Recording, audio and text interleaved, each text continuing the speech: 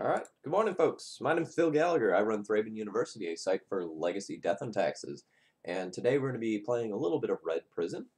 I wanted to play something short, sweet, and to the point this morning because SCG Syracuse coverage is going to be coming up later today. And I probably want to watch a little bit of that myself, at least in the, legacy rounds. So I figured, why not try to get through a league relatively quickly? And so let's go and play Red Prison one more time. I don't think I'm gonna keep playing this on the channel just for the sake of variety. Not a lot of people, well, not a lot. Some people don't enjoy Red Prison content because they're just like, well, you just played one card and they die. And I go, yeah, it was great. But some people feel like the deck's super linear. I think the decisions are more interesting, but maybe that comes from me playing the deck a little bit more and kind of getting some of the nuance. Dr. Bill, thank you very much for your continued support. You are now on a year of support for me. Thank you so much. So, I don't know what I'm going to play Monday exactly, but I have my eye on the Eric Landon, the Epic Thief deck. I think that would make for a really, really fun stream. So, I've played this deck a lot off stream recently. I've been sick, and a lot of times I've just been kind of sitting around and just jamming with this deck, and I think it's very good.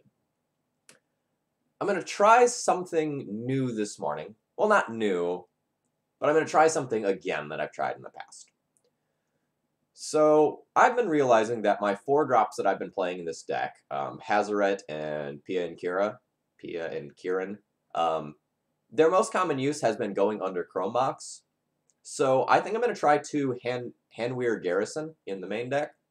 And this morning I discovered I had no idea how to spell the name of this card. I thought it was Hanweir Garrison. I was very wrong. Took me a while to find this. So when this thing attacks, you create 2 1/1 red human creature tokens that are tapped and attacking. So this isn't quite as good as Goblin Rabblemaster and Legion Warboss, but for being token producer aggressive threats number 9 and 10, it's still pretty solid and better than a lot of the other options, because some of those either cost red, or they're a little bit less flexible or do something that's not quite as cool. Like there's Captain Lannery Storm, which is kind of medium as well. I would be more on board with Prophetic Flamespeaker if it wasn't red. The kind of the big problem is a lot of times when you go in on an early creature, you're either doing so off of one of these soul lands and one of your other mana producers, or you're using it as a follow-up play that's often still doing something like tap my city, then play a mountain and lose a land. So I shy away from red threats for the main deck. Yeah, I will be watching some of the SCG coverage. I'll probably watch it for about the first half of the day. I've got some plans with the girlfriend in the second half of the day. The plans include we're going to sit on the couch and binge some Rome documentary drama thing. I forget what it's called exactly. The one that's on Netflix and is relatively new. We're gonna have a lazy today. And Kalugaru, thank you very much for sending your Twitch Prime this way this month. I appreciate your support. Okay, so let's talk about what this change kind of means for the main deck. In the main deck, I lose a little bit of my late game because P&K and Hazaret are some absurd late game top decks. So I'm going to lose out on a little bit of that. But I think that's okay because my game 1 plan with this deck right now has just been jam. And I think contributing more to that plan is probably okay. This is a deck basically without any manipulation and bordering on no card draw. You have Chandra, and that's about it. And because of that, having a couple more random singletons that are situationally good maybe isn't where I need to be. Maybe I just need to be a little bit closer to the plan of, like, let's lock them out or get them dead. Those are the plans. Period. Oh. Yeah, so Min went and posted what I thought was a really good article this week about Blue-White Delver, by the way. A deck which, historically, I've crapped on a lot. And largely will continue to do so. I just really don't like the style of the deck. But admittedly, that is a very well-positioned deck in a world where people are just trying to, like, Blood Moon. Having a bunch of basics and access to Stoneforge Mystic is a great way to take down Red Prison. Kiki G, that's a great question. So, just for anyone listening along, does Leyline ever lead to, like, the feel-bad moments in the post-sideboard games? Or does Chrome Box have set that enough to make it worth it? So, Leyline of the Void is the best hate card that this deck can play. Because our general strategy is lock out the opponent on turn 1, right?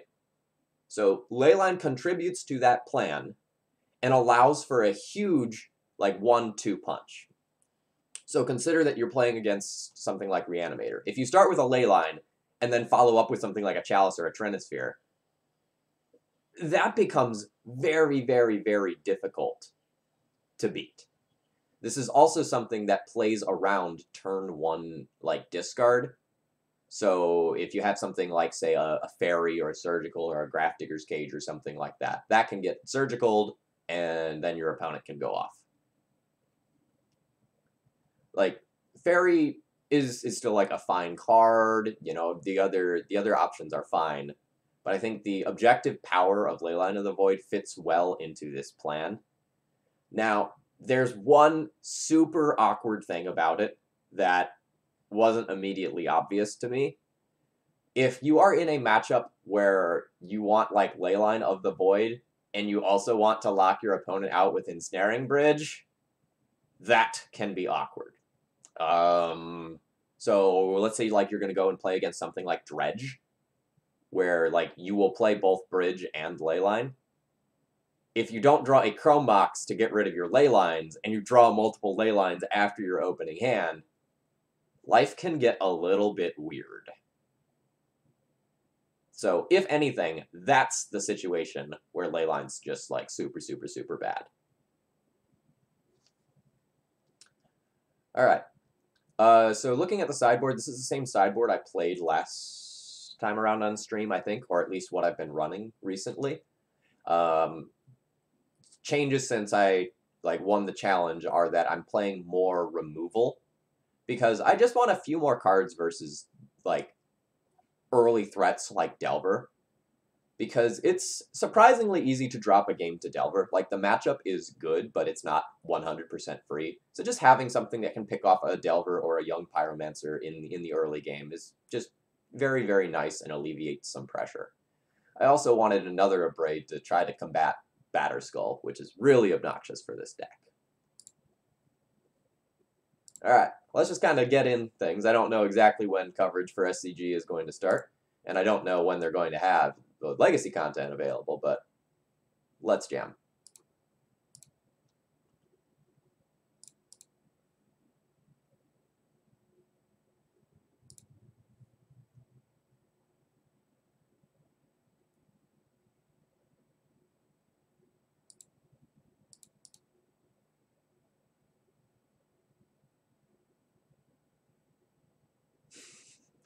Well, speak of the devil, and he appears. All right. This is an interesting one. And how I play this hand very much depends on what Eric would be playing.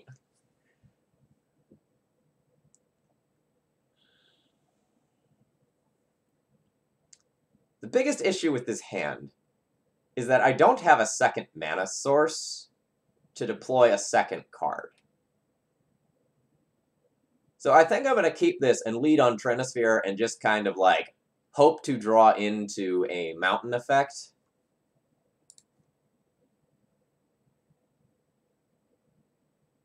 If Eric's playing like a random combo deck today, like Reanimator or something like that, then this Trinisphere will be very, very, very, very good. If he's just playing like the Thief deck, I don't really like my chances so much with this hand.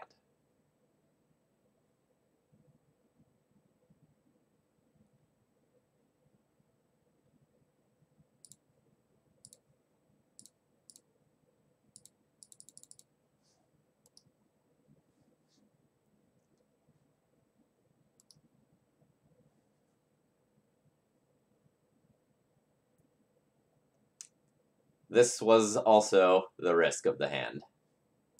No regrets.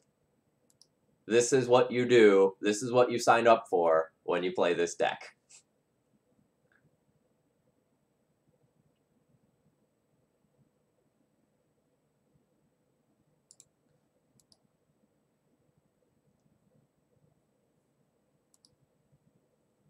The good news is, in order for our opponent to do anything, they have to have 4 lands total.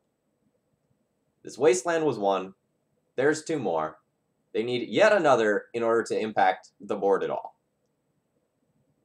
Yeah, 3-ball is bae. I love 3-ball. Alright. So now I get the choice of 100% resolving a Chalice or just sticking a threat. I'm going to 100% resolve a Chalice and hope that does good work. I can say that because my opponent can't pay 3 mana in order to like Daze or Force of Will. So we're going to hope that this does additional damage, and then I can close out the game.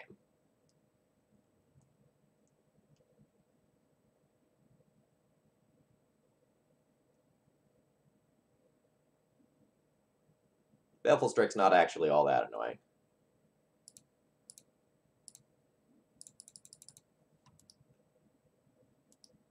Note, I'm not going to go for a Moon effect here.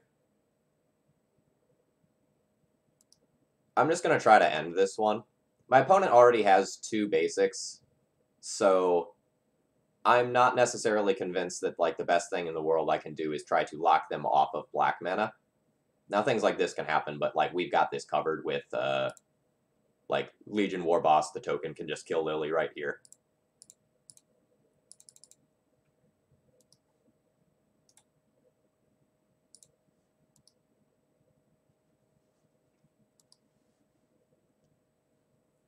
The other thing about just like playing one of my Moon effects is that it would take me off of my 3rd mana and actually probably hinder me more than my opponent.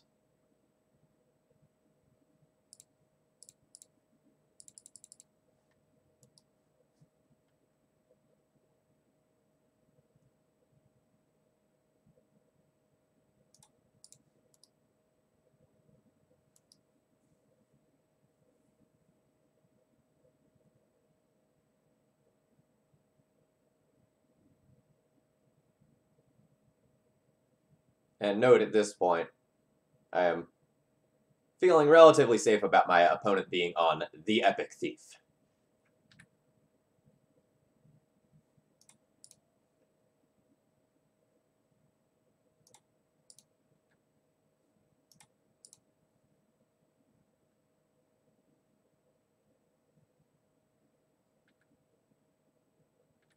Alright, my opponent Ambush Vipers me.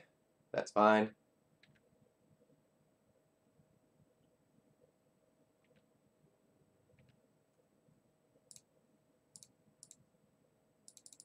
So here's an opportunity, or a situation rather, where Hanweir Garrison would be better than like the PNK or the Hazoret, just because it's castable on only 2 lands. Alright, and we take this one down.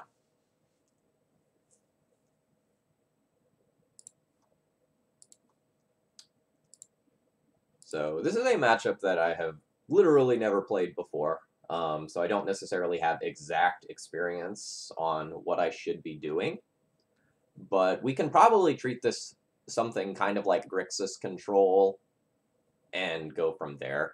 My opponent will have a few more creatures. So, like, there's the Thief of Sanity, which they can use to steal all of my good cards and win the game with my good cards.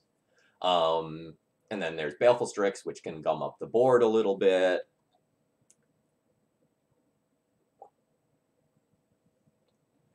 And then we have to worry about the Planeswalkers a little bit. Like, they're a nuisance, but on their own, they're not too bad.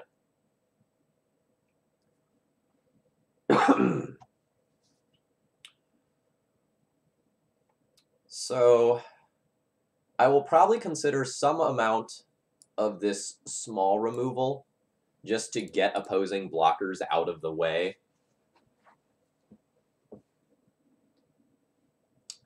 And that's probably about it. I might play Scab Clans when I'm on the play. On the draw, they're just a little bit bad against Baleful Strix.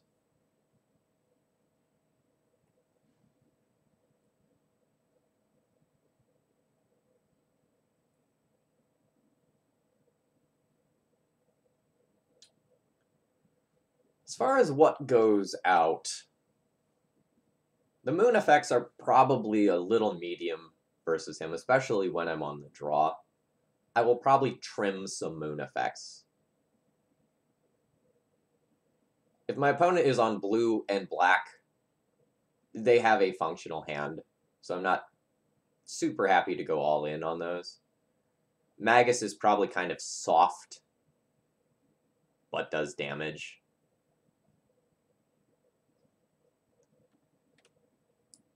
But it's easy to remove. I think when I'm on the draw, I'm going to remove my Maguses, play a couple of things that will help my aggressive creatures get through, and then play a Fiery Confluence, which I can use as either a sweeper effect or just, like, a finishing blow. One of the ways I can see myself losing this is just, like, getting just, like, jaced out of the game. Okay, so a couple questions from the chat. What do I think about cutting Chandra for Prophetic Flame Flame Speaker? I don't know if I really like that. This is kind of a medium power level hand. I'm going to keep it, but I'm not super stoked about this.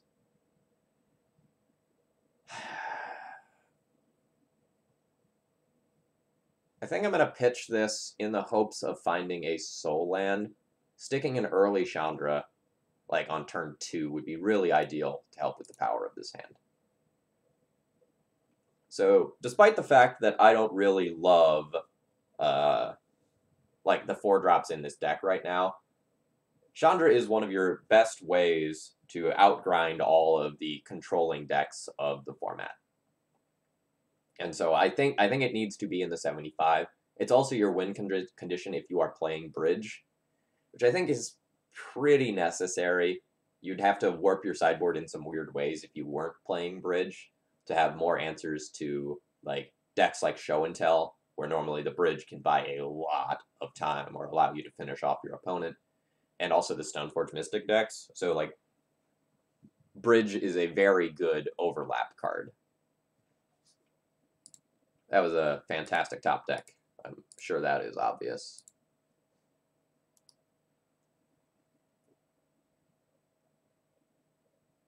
But I have not tried Prophetic Flame Speaker in this shell. I'm a little worried about its power and toughness in a world where, like, we're not playing all that much removal. You know, that would be even less so with Chandragon.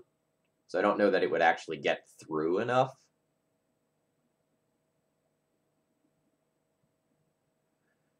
Do I want to Chalice on 1 again? What are my opponents out to Chalice? Probably an Echoing Truth or 2. So playing the second Chalice might not actually get me anywhere. I'm not so much worried about it, like, dying. I'm more worried about it just not getting through some, like, 2-power defender, right? Because it's a 1/3. I think I lose very little by playing out this second Chalice. If they both get bounced, so be it. But if my opponent's out to it is not Echoing Truth, and instead they're playing, like, a splash build that, like, also has, like, a Braid or something like that, then this is Kind of nice. The thing I'm most scared of here is something like a Planeswalker that can just come down. And I guess that could have been a reason to hold the Chalice. But I'm already fine with discarding the Moon. Love to hit Soul Land. Nope.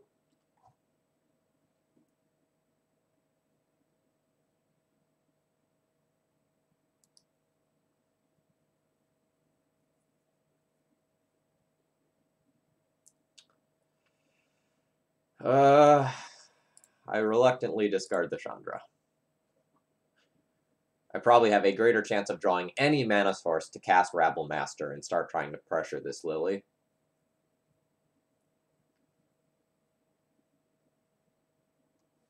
This is probably the point where I am dead.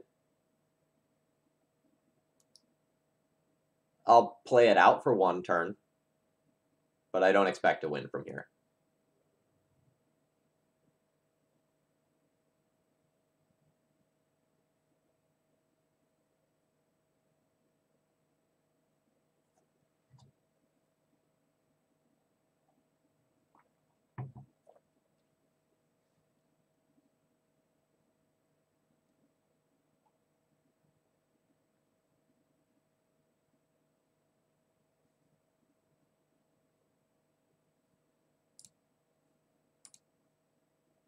Oh yeah, this is bad.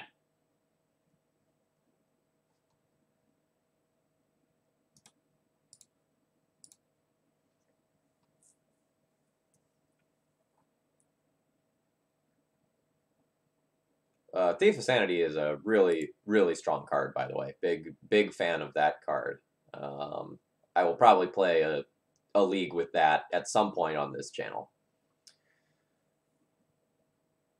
Now when I'm on the play, I'm probably a little more incentivized to jam the Moon effects and just, like, try to have one on turn 1.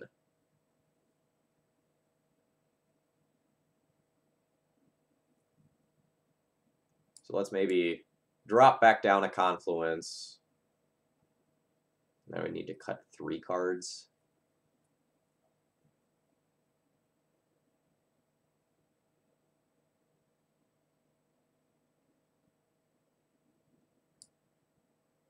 Maybe I'm supposed to go, like, drop 2 of those and then drop another Confluence.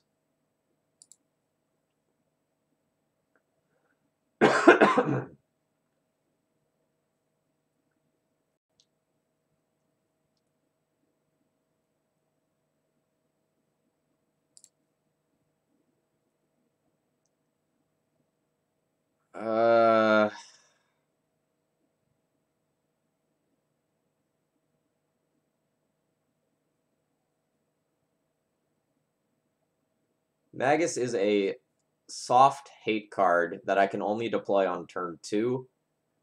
And if my opponent thought seizes me, I probably just, like, lose this Rabble Master, and then my hand is garbage. I'm going to mulligan this one and try for something more proactive. This produces a turn 1 Chalice. We'll keep this one.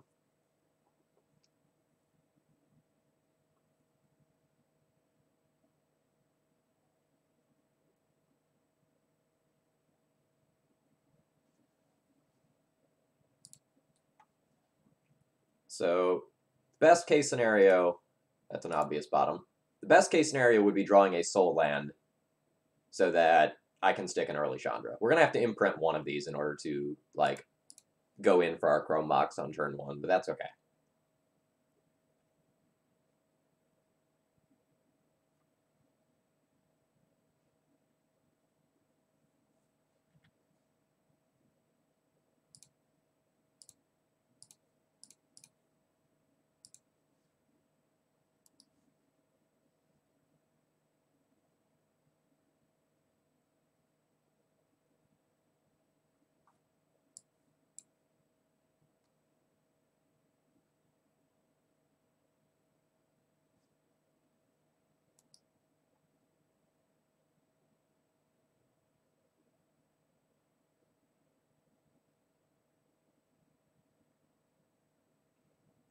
Yeah, I was gonna say, with this hand, like, boy, EE would really suck for me.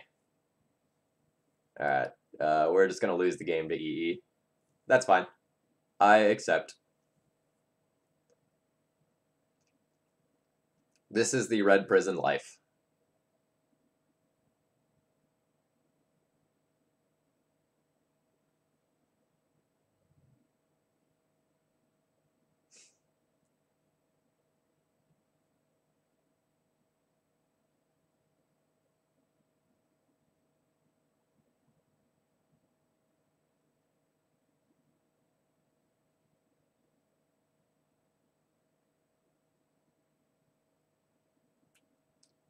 So, how does this game need to progress for me to win now? I would probably need to draw Soul Land into Red Land. So, like, ideal 2 top decks would be, like, Ancient Tomb, so I can Trinisphere, into, like, a Mountain so that I can Chandra. And both of those things magically resolving. It's harmless. I'm not going to delete it. So fetching the Underground Sea here is probably indicative of a Planeswalker coming down next turn that's black-black. So I expect to see like a Liliana of the Veil or Lily Last Hope next turn.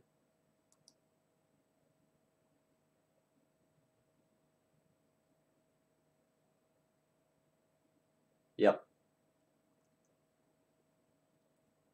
No, if it was Thief, our opponent could have like used Delta to get Swamp and Misty to get Island and have like played that out more safely. Alright, so I'm going to get Wastelanded. I'm going to lose this land, so that means that I need to play a threat now rather than trying to play a lock piece. Otherwise, I could just, like, Moon, but then, like, this Lily just continues to tick up and is a real threat.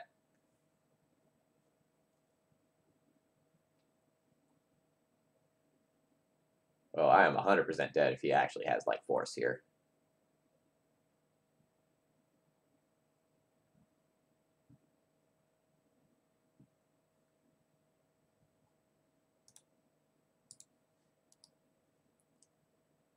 So this token is just going to eat it to the Lily Plus.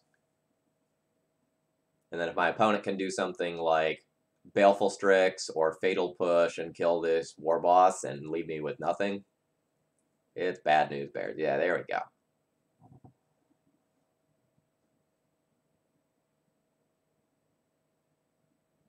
More Soul Lands, please.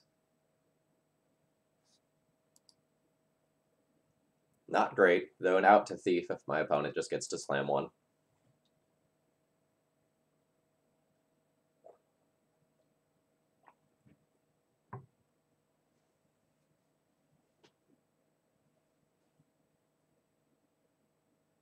No shuffle with that.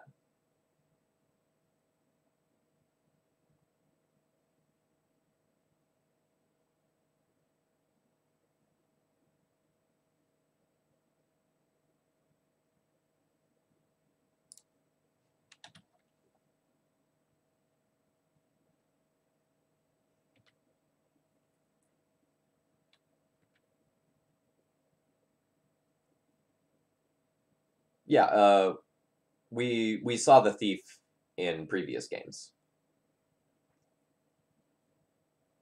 I didn't keep my game one hand under the assumption that he was playing Thief, because Eric's got a decent range, but it was very much something that I was expecting as a strong possibility.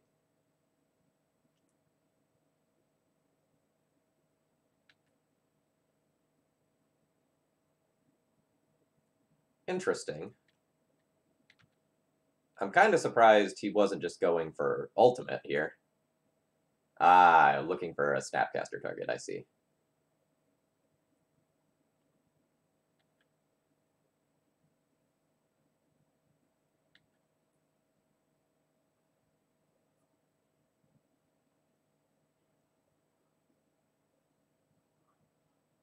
No shuffle. This isn't really what I want to kill, but for mana efficiency, I'm going to kill that.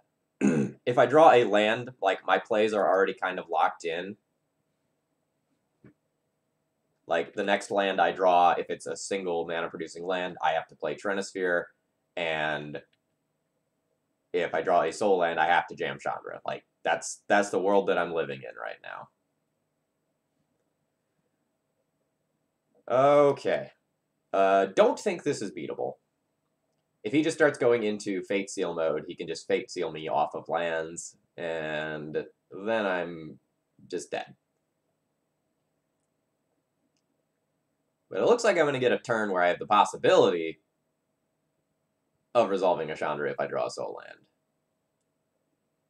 But I think we can go ahead and concede to double Planeswalker pretty safely here. I can't cast anything. He's got just a huge, huge advantage. And even if my opponent has something simple like a single counterspell, that's probably insurmountable. We could try to wiggle through that, but I don't think we're getting there. I don't think it's worth the time.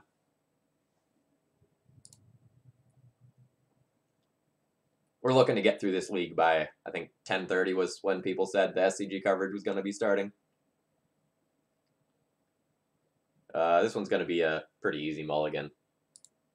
I don't have mana.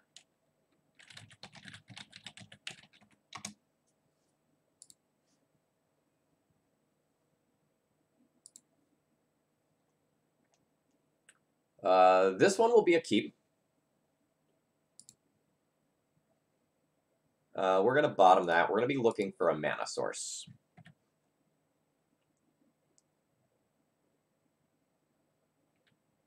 Hello, friend. I like the cut of your jib. Don't have Chandra turn 1. Don't have Chandra turn 1. Oh, that's worse.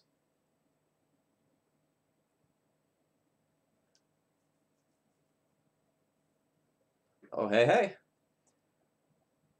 I will put something in, I think. Actually, no, if my opponent has Omniscience, this Trinisphere isn't going to beat them. So what's the world where I win? The world where I win is where they put in Omniscience and just need to try to cantrip towards something.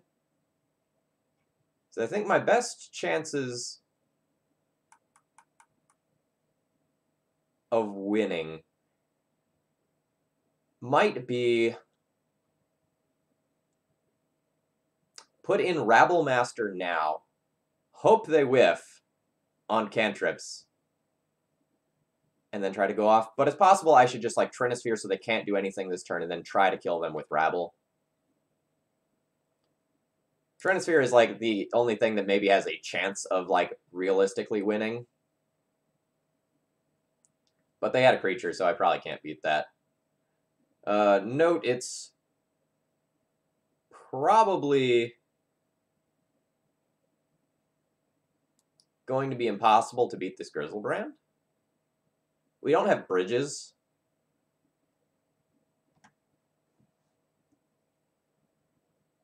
And I probably can't do 7 damage to a Grizzlebrand.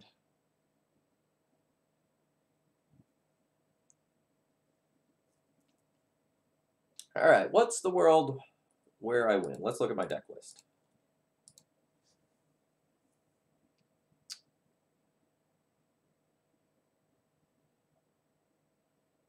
I think the answer is just going to be I don't.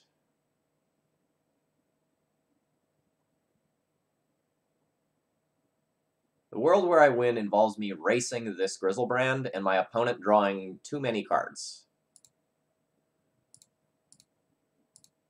Or making an otherwise poor decision. Oh shit, I should have done this second main phase.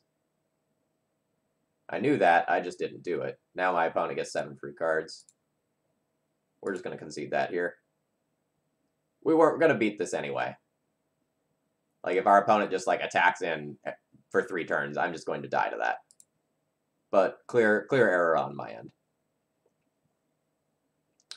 Alright, unfortunately, this is a very, very bad matchup. It's very easy for this deck to play around, like, both Chalice of the Void and Blood Moon. They have a decent number of basics, and like red still has one of their primary win conditions in sneak attack, and Chalice of the Void doesn't actually stop the win conditions, so all in all, it is a problematic matchup. So your Blood Moon effects are relatively weak here, so I often trim or board those out completely. Like, turn 1 on the play, if you moon, cool, but a lot of times your plan needs to just be get them dead. So we'll board in Confluence to kind of round things out.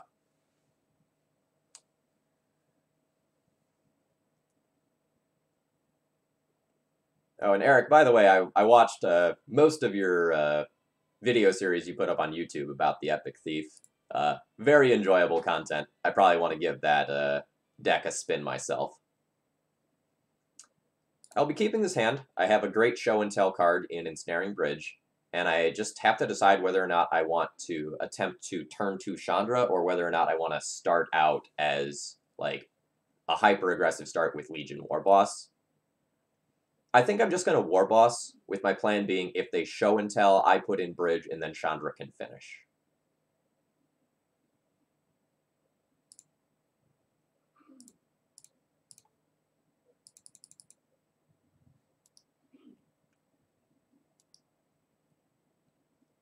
Yeah, it was super unfortunate, by the way, that like Liliana minus Baleful Strix misclick on your video. It was very disappointing. It's one of those things where you just kind of sigh and go like, yeah, okay, that happens, and you move on.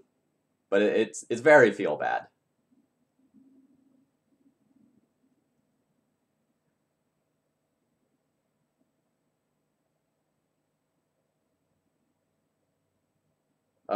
So this is interesting sequencing. Playing the Ancient Tomb, then Lotus Petal, then Preordain? That's a little weird to me.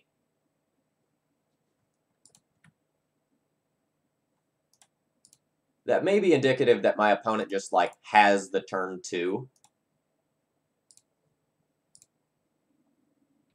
And they're just like, yeah, whatever, I can throw this away.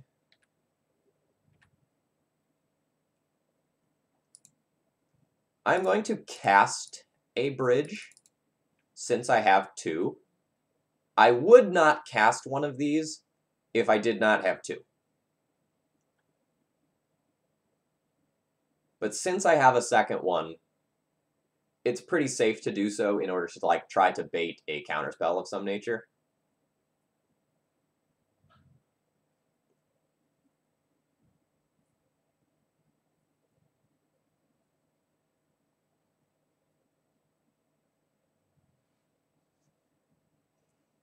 Yeah, see, this is why I'm, like, super scared of this matchup.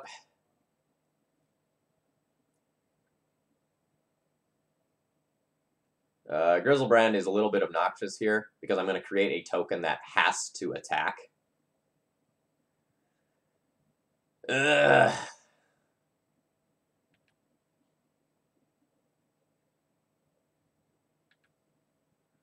Rough.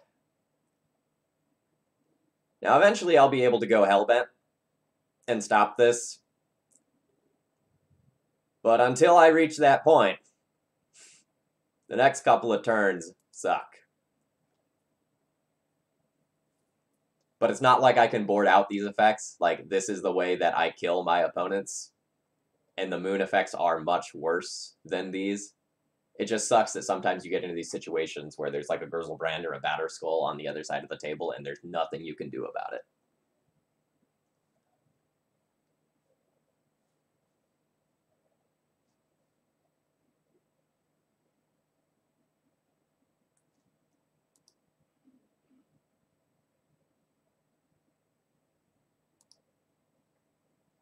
In other good news, if we keep drawing like this, we'll get up to 7 cards in hand, and then our opponent can attack with Grizzlebrand and end our suffering.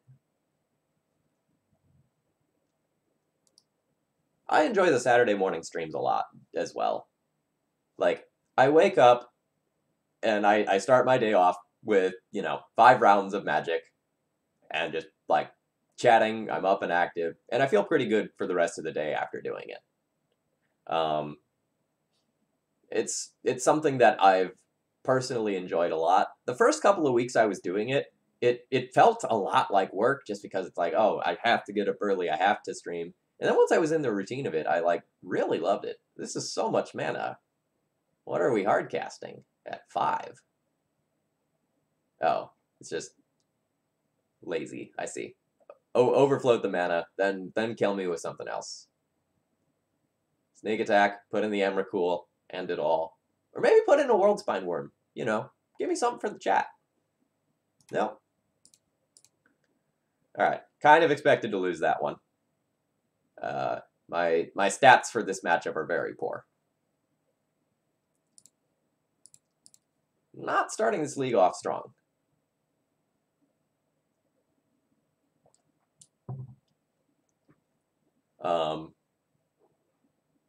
I don't think that's at all indicative of the fact that like the deck's position has gotten significantly worse or anything. You know, I think we played a relatively good set versus Eric, and didn't come out ahead, and that's fine. And then this was a hard matchup. If we lose another one, I'll just like drop and play it, like start another one, because like I have the luxury of doing that very, very quickly with this deck. But otherwise, we'll just like play this one out and see what happens. I take very little stock in any one league with this deck, because like you can jam a league with this deck in an hour pretty easily. Like, I haven't checked how much time I've actually been streaming. So I've been streaming for 43 minutes. Of that, 15 was probably like me setting up and doing the deck tech and answering the initial questions. So in probably half an hour, we've already played 2 games. And one of them was like a long interactive set. So you just kind of go, okay, when you lose with this deck.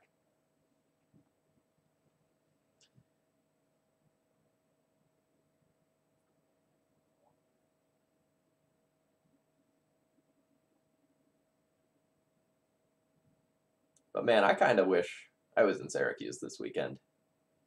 Obviously, not something that I'm going to do given my health over the past couple of weeks, you know. I don't think it's a good idea to spend my weekend going out of town when I got some killer virus that has me on codeine cough syrup. Probably no good for anyone involved.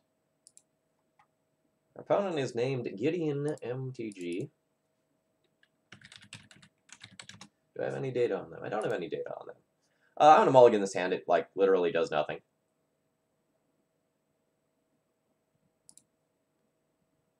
This hand also literally does nothing.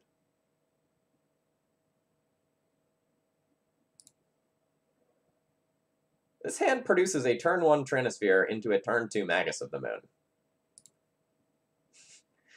Hot damn. There is some merit to doing it in the other order, so that the opponent gets no chance to fetch a basic.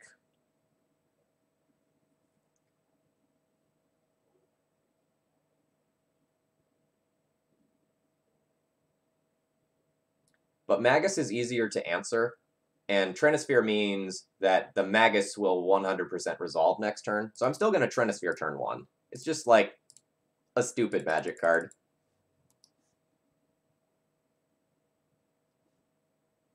We get super punished by Wasteland, though.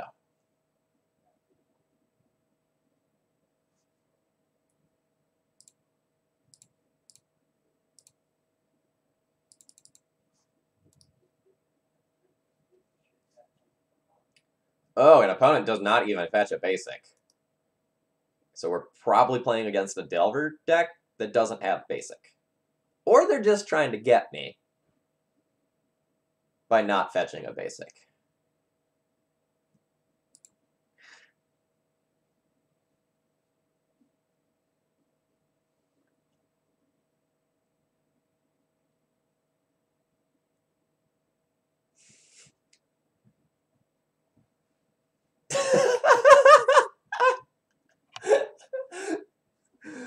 Uh,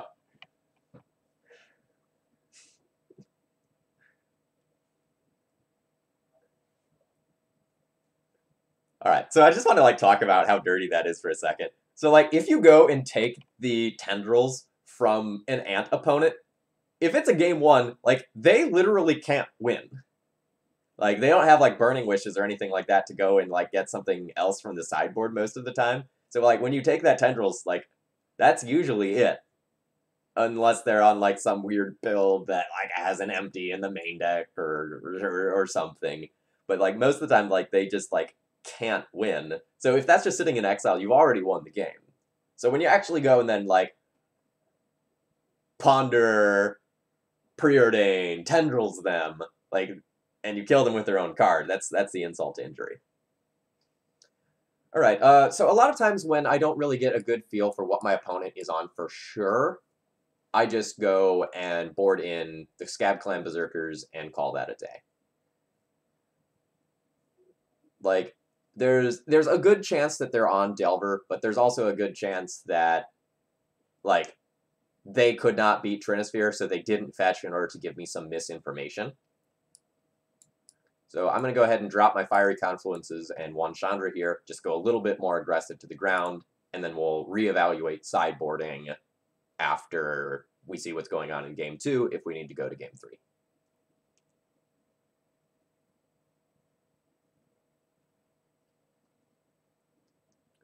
This hand's great. We can produce turn 1 Trinisphere into turn 2 Rabblemaster, or vice versa.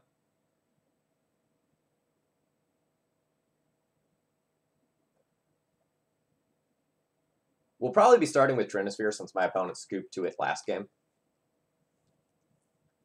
And we have the option to go turn 1 Trinisphere into turn 2 Trinisphere if the turn 1 gets countered. Ancient Tomb's actually a great draw because it means that I'm not going to just like throw away a city of traders.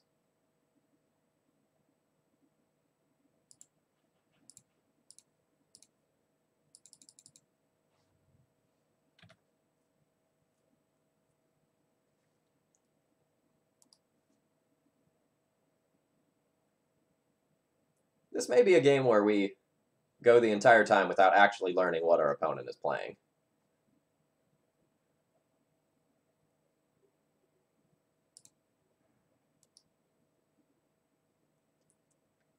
So we're actually very favored in this position because, like, assuming my opponent has running lands, I'm just going to get to, like, play Rabblemaster on an empty board, make a token. I think I will throw away a city here rather than take some damage in case they are Delver.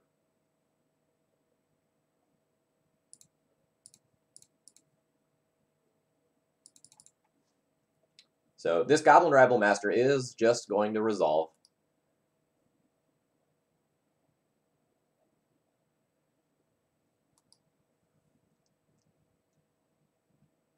So our opponent could just like Lightning Bolt it on their turn if they have 4th land plus Lightning Bolt. But then I still do have a threat. The Trinisphere still is on the board. There will be a second one so that I can play around in a Braid effect. K-Command might be a little rough because it would get Rabblemaster and Trinisphere, but then I'd just play another one of these, so that's kind of okay.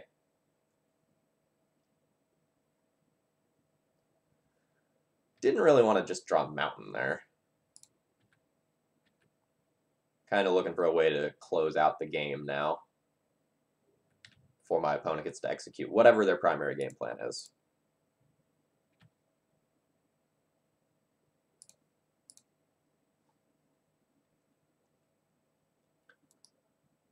So here we're just playing a second Trinisphere around a Daze effect. Or I guess I don't need to do that, but like I want to continue to make my land drops just kind of based on the texture of the rest of my hand. True Name would be terrifying. Brainstorm is fine.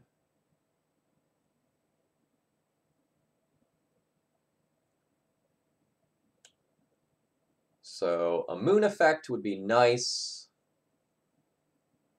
A Rabblemaster or War Boss would be great.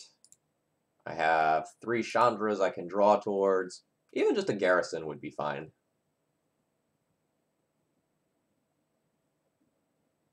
I wouldn't even turn my nose to a simian spirit guide.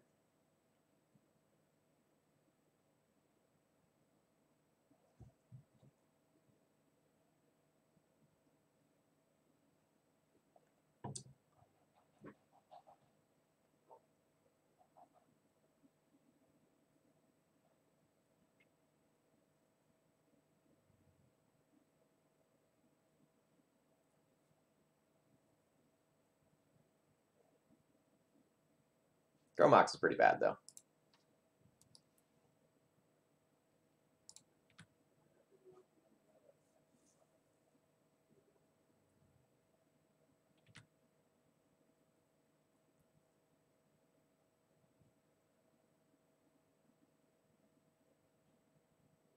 That's probably the scariest draw my opponent could have for us.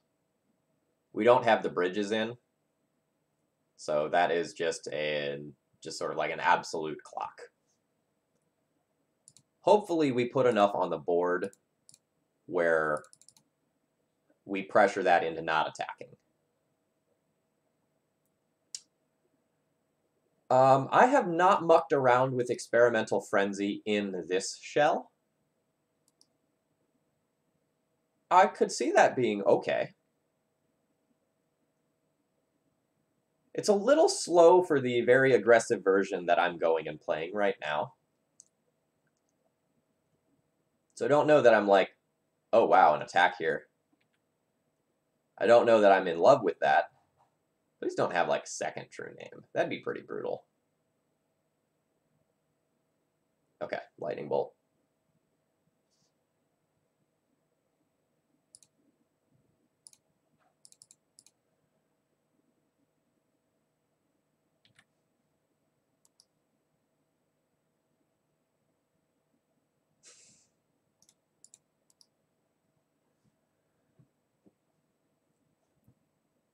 Prophetic Flame Speaker is a neat card. I do like the design of that card a lot. I played it a little bit in a modern red deck. Stop killing my goblin friends. You're so mean. All right, draws are rough this game.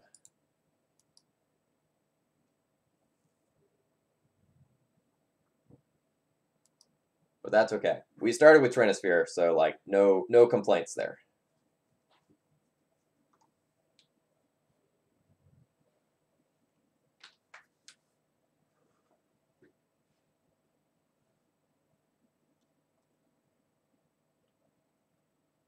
No, please Thoughtseize me and lose 2 life. Don't let this be Garmag Angler. Shit. Alright, I don't think I can beat that. Especially with draws like this.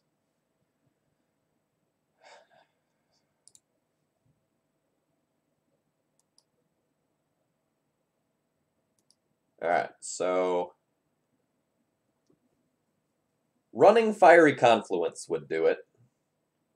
I can jump block an Angler, take 3, go to 6, draw Confluence, 6 them. And draw another Confluence. Do I have that many Confluences in the deck? No.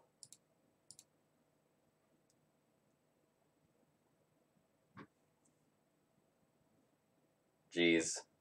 Fork Bolt should leave me with no outs. I'm going to take my draw. But I can't win from here.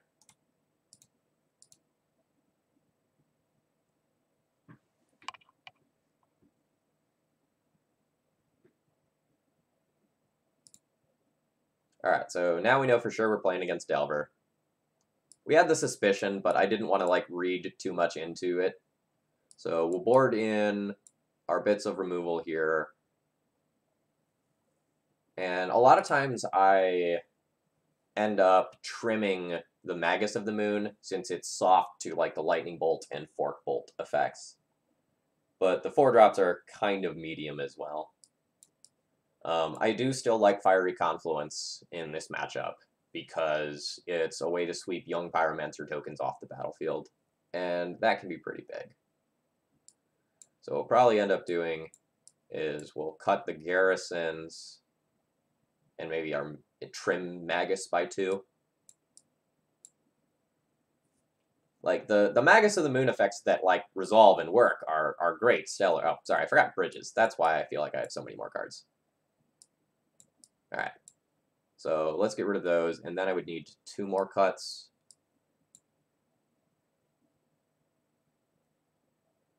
The Chandras are sort of medium, but you can't really cut them all because you need a way to finish the game once you have a bridge in play. And sometimes, like, the Rabble Master build-up tokens thing isn't good enough. It usually is. So I don't like to cut all of those. Maybe I'll trim 1 Confluence. That looks about right. Note that on the draw against Delver, I do sideboard out my transfers, despite how good they objectively can be.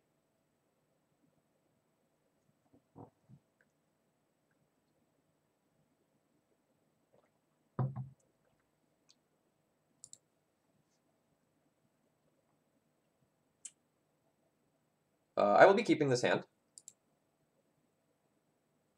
This is an okay hand. This is going to be a slow hand to, like, actually win the game. So we get to, like, start out by trying a turn 1 Chalice of the Void. If that works, great. If it doesn't, we have a removal spell for an opposing creature. We have a threat of our own, plus a lock piece.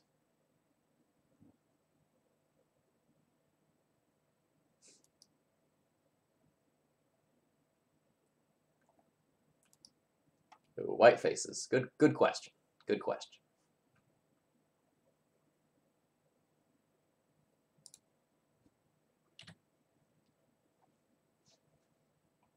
I do have the Moon Man emote for my channel. So, like, we've already got some degree of commitment to it. If this is any threat, I will abrade it right now. We're going to be looking to empty our hand long-term for abrade purposes. Or not abrade purposes, for bridge purposes. People were saying we probably have about another hour until SCG coverage starts. I won't play Thief today. I'll probably play Thief Monday night.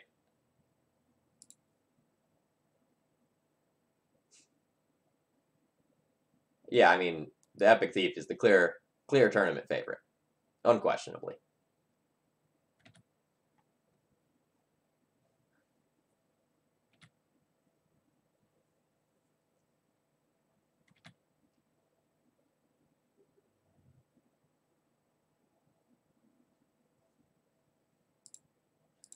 Petal's not the permanent mana source that I'm looking for.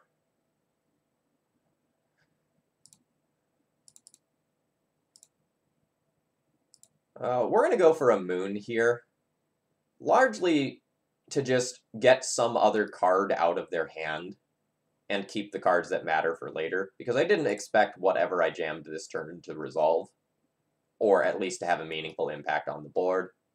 You know, if I just played the War Boss, you know, that can eat it to a counter spell of any nature, or just like a Lightning Bolt or push effect. So I'd rather save this for just a touch later. The upside of the Moon resolving was also huge in that it would have really decreased the power of the Young Pyromancer.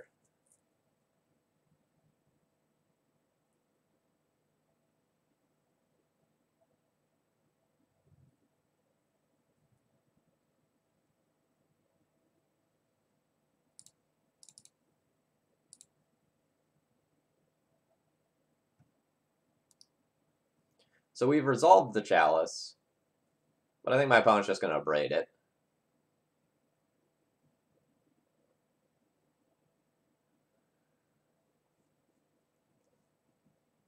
So best draw currently would probably just be a Chrome Mox. So I could get my 3rd mana source and get another card out of my hand. My life total is under a large amount of pressure. And if I take one more hit, Ancient Tomb becomes something that just doesn't matter anymore. Or if my opponent plays another spell, you know, this is kind of it. So is Chrome Mox even good enough anymore? Chrome Mox would be good enough to not die, probably not good enough to win. So now I can play War Boss, block Young Pyromancer, take 5. But this will just leave me dead to any Daze or Force or Bolt or Push if they can get Revolt.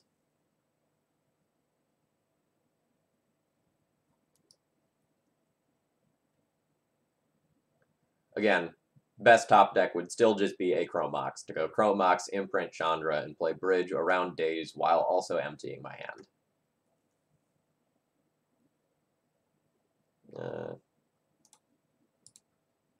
Alright. That was rough.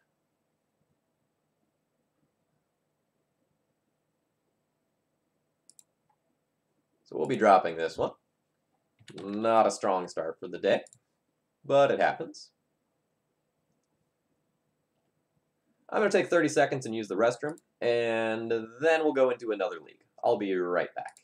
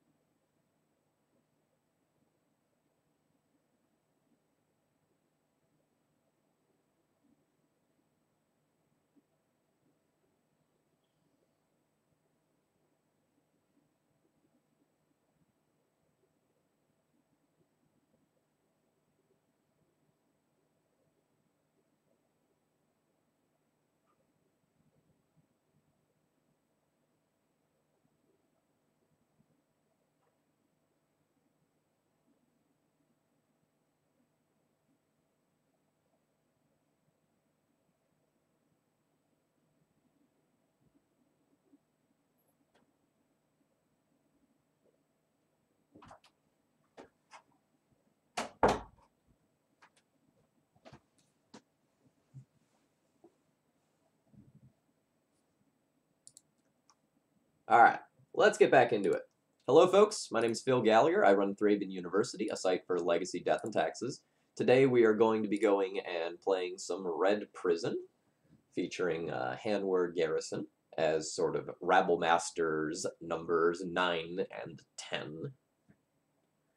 We had a rough start to the morning. Flunked out of a league. Let's see if we can redeem it.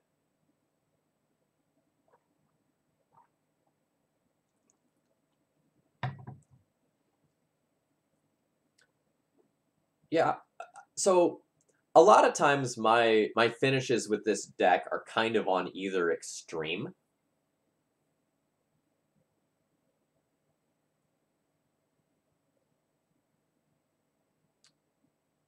Like,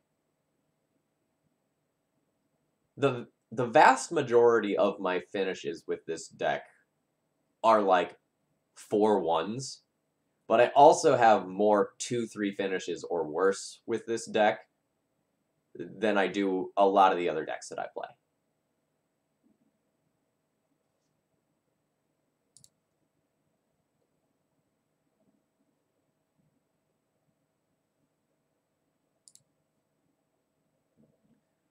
This hand is insane. I'll be keeping this one. I get to go turn 1 Chalice into turn 2 Rabble Master into turn 3 War Boss, so we'll have a very, very quick Goldfish.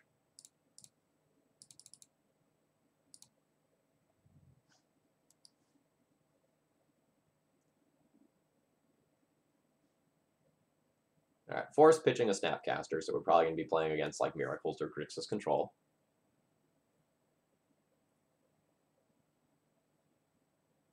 Against either of those, the hand is significantly worse if Chalice doesn't resolve, but we still have a very aggressive clock that will demand sort of like back-to-back answers quite quickly.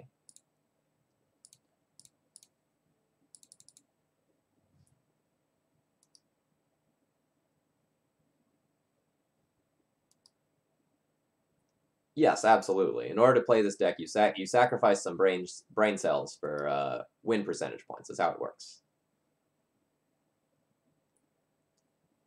In all seriousness, though, there's some very interesting lines that occur in the deck.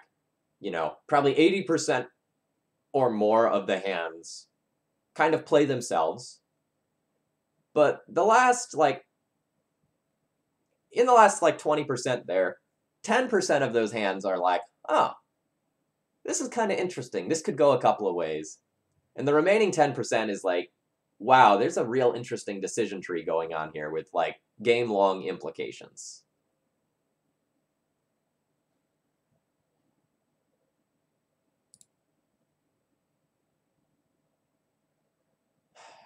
I could probably just take 2 here without really caring, given that I'm playing against miracles. If my opponent has yet another answer and can take out this war boss too, we're probably not winning this.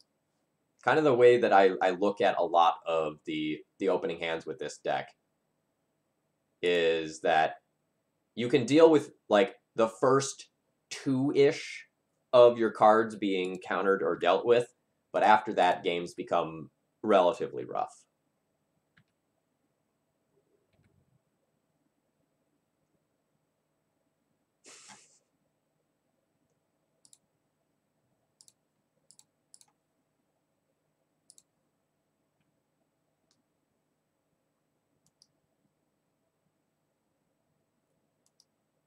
All right, so we're hoping for no Jace or Mentor this turn.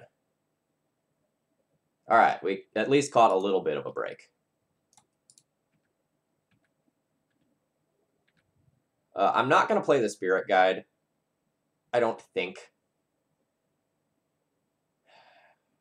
Losing it to a Terminus would just suck. But maybe the increased pressure that it provides is worth it. It's not like this is throwing away a great card.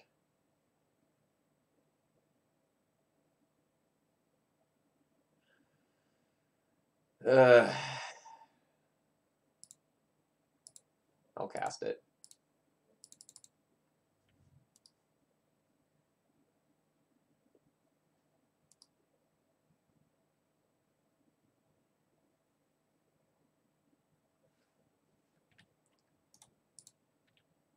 I'm actually kind of happy about the 3-ball pickup.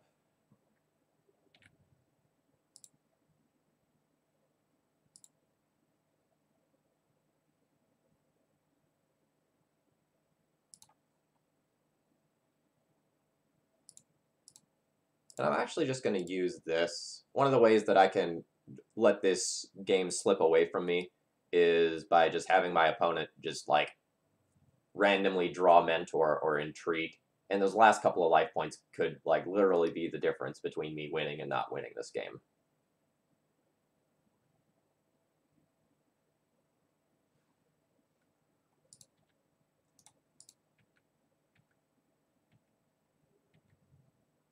All right, no need to cast the Spirit Guide here. We have lethal through 1 blocker next turn. And I want to have something left over if my opponent just draws Terminus or hard casts the Terminus that was in their hand. All right, very happy to get game 1 of this matchup. It can be quite difficult. So there's kind of 2 ways that you can approach this matchup. Way number 1 is board out the Chrome Mox and Petals and just plan on playing a longer game. And way 2 is just try to jam and get them dead. And I think both are totally viable. When I am on a build with more top end, I'll often board out the Chrome Mox. So if I was playing a build that had Karns, for example, in addition to Chandra's, I'd probably board out my Chrome Mox and go on playing long. But given kind of the texture of the deck that I'm playing today, it's probably right to just board in a couple more threats and try to get them dead. So a lot of times what I do is I trim my fiery confluences because the world where you get to like sweep the mentor and the tokens off the table it actually ends up being pretty rare. So a lot of times I trim these, and I trim some of the Magus of the Moons. Like, Magus of the Moon is really medium in this matchup.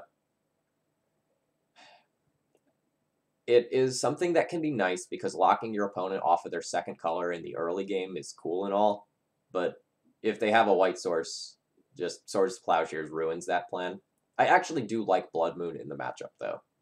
While it doesn't do damage, while it doesn't win the game, it's harder to get rid of than the Magus is. So I might play my Sudden Shock just as an uncounterable answer to a Mentor.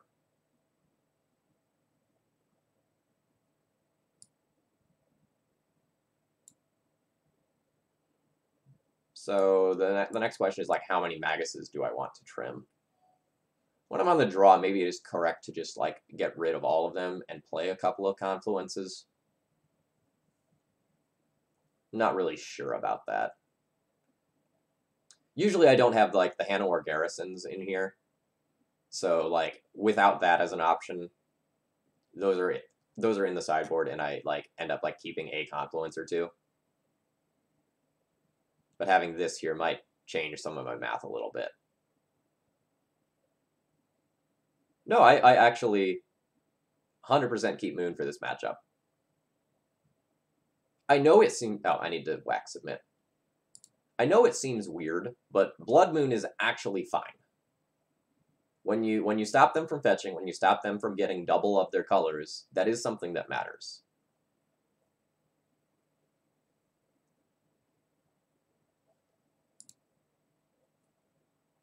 And if you think I'm crazy, I'm fine with that.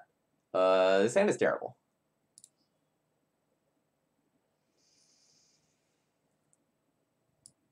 If you look at, like, Zach Turgian's sideboard guides, he agrees with me as well that you keep Moon in this matchup. So take that for what you will. So this hand is full of gas. If I can scry a permanent red source to the top, going War Boss into War Boss into War Boss is a fine plan. I'm going to keep this one. I am not thrilled about it, but we're going to get there.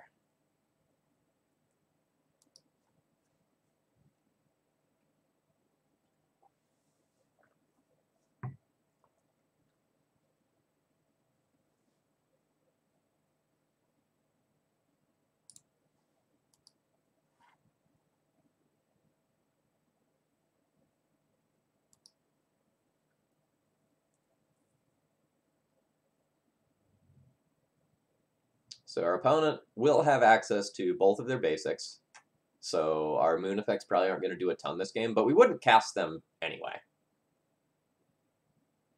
Oh.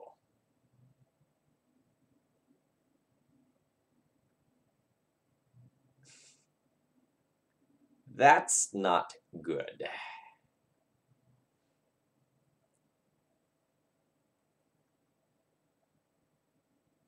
All right. There is potential good news here.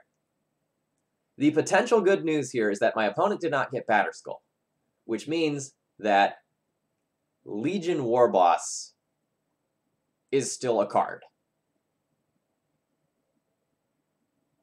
So we get to continue playing this game.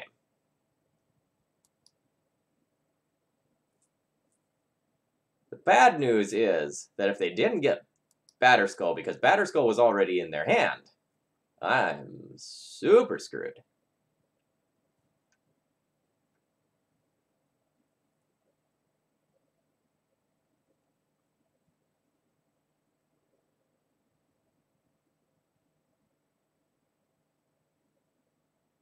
All right. Ancient Tomb, not really what I'm looking for here. Can't really play Legion War Boss into a potential Batterskull.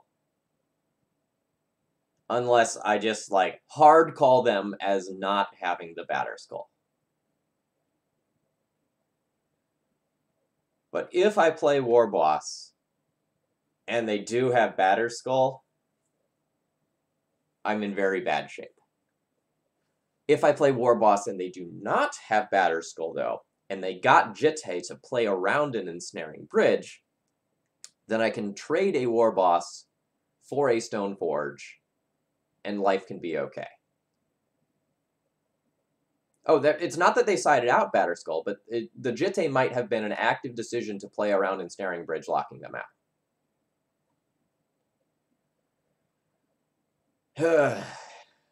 Yikes.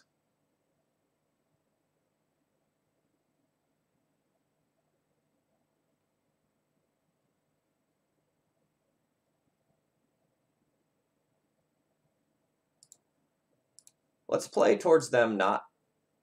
That's not what I wanted. Let's play towards them not having Batter Skull, because I think Batter Skull will be very difficult to beat, especially with some number of my copies of Fiery Confluence and Abrades in the sideboard.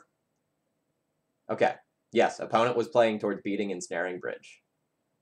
So hopefully we can just, like, trade...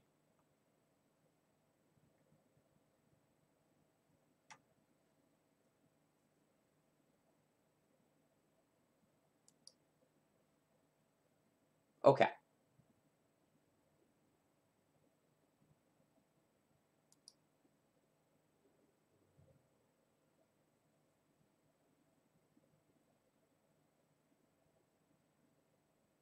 I don't understand. But sure.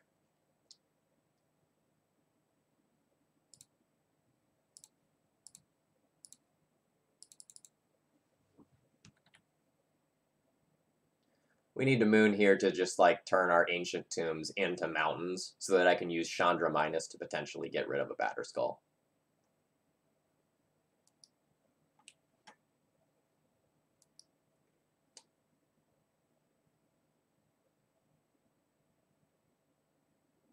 I don't really understand not, like, violating in the Batter Skull last turn. It's not like I had, like, red open to, like, Nugget mid-combat or anything like that.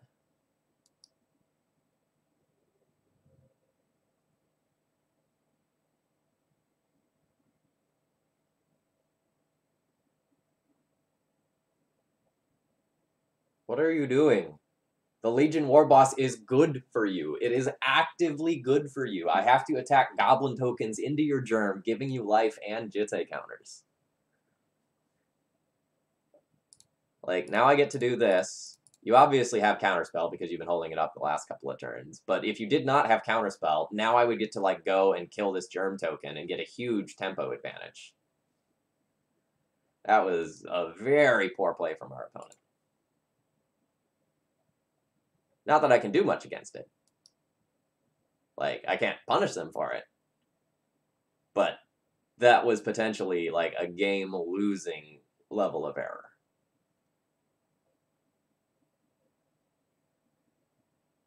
So, now I'm just dead on board, unfortunately. But now I get to sideboard properly. So that's nice.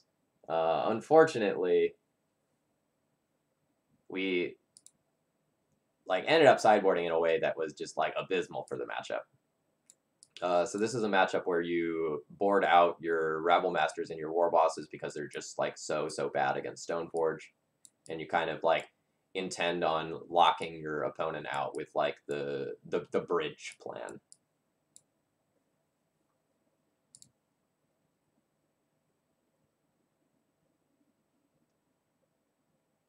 Yeah, Legion War Boss is a great addition to the deck. It just gives you an extremely fast clock against the, like, generic combo decks, for example. Like, just having, like, 8 of these effects that you can go and just, like, slam after playing a hate piece is stellar. Kind of 10 with the Hanweir Garrisons that I'm trying out, but those are kind of medium. Now I have to decide kind of what I want to do with the last couple of slots. Like, these are the 8 that I always start with, and then I have to decide how heavy I want to, like, go in on the moon effects when I'm on the play. they can pretty naturally draw towards basics. So it's not like they're amazing.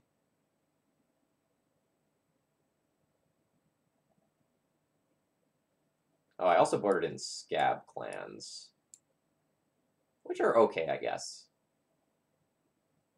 It's a threat to replace the 8 threats that I've removed, so these might just be better than Magus.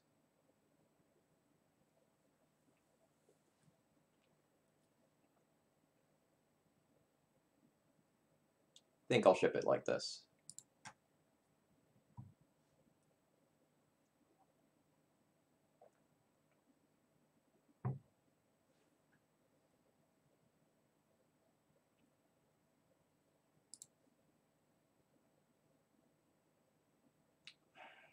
What does this hand do? This hand goes Mountain turn 1, Blood Moon turn 2, Chandra turn 4.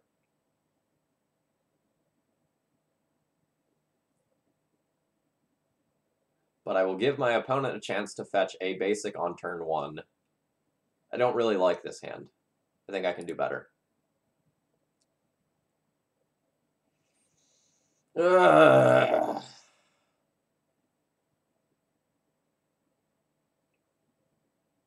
This is how today is gonna go.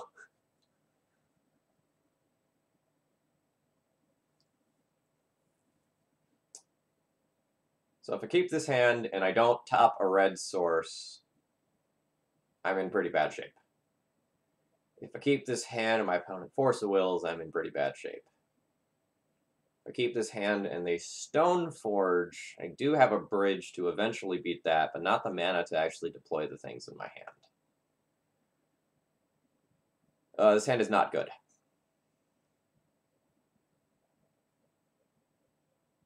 But I might need to just hope that Chalice on 1 gets there, and they've kept a handful of cantrips. If I go to 5, my chances of having a more functional hand than this are going to decrease a lot. Very reluctant keep. And I'll bottom the Chalice. Let's hope this first one resolves.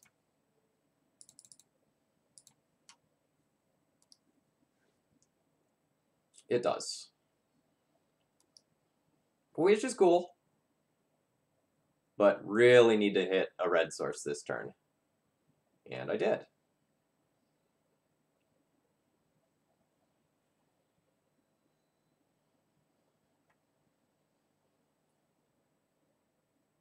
I'm going to go for the moon before my opponent has both of their colors of mana, and hope that the combination of Chalice plus moon buys me enough time to get the rest of this stuff online. I don't know that that will actually be true, but we're going to hope. This turns my City of Traders into a more permanent mana source, which is great, but again, we're still terrified of Stoneforge Mystic. But we have something that works towards beating that in hand.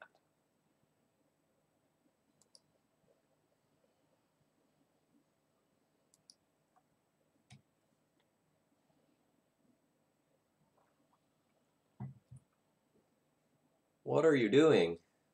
Why would you do that now rather than wait? There's like literally no downside of waiting against Red Prison.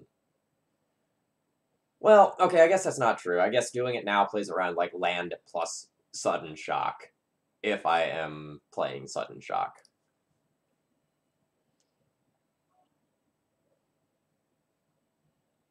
But if I had some sorcery speed artifact removal like Fiery Confluence, then it's just like super punishing to take that line.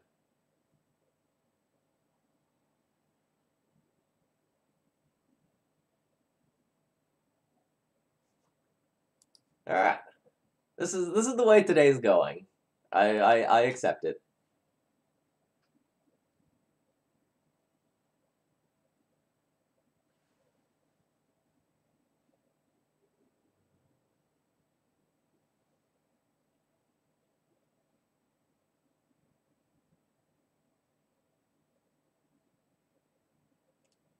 I don't even think you're supposed to purge that. Purging that actually gives me more mana and gets me closer towards outs. My stumbling point is mana.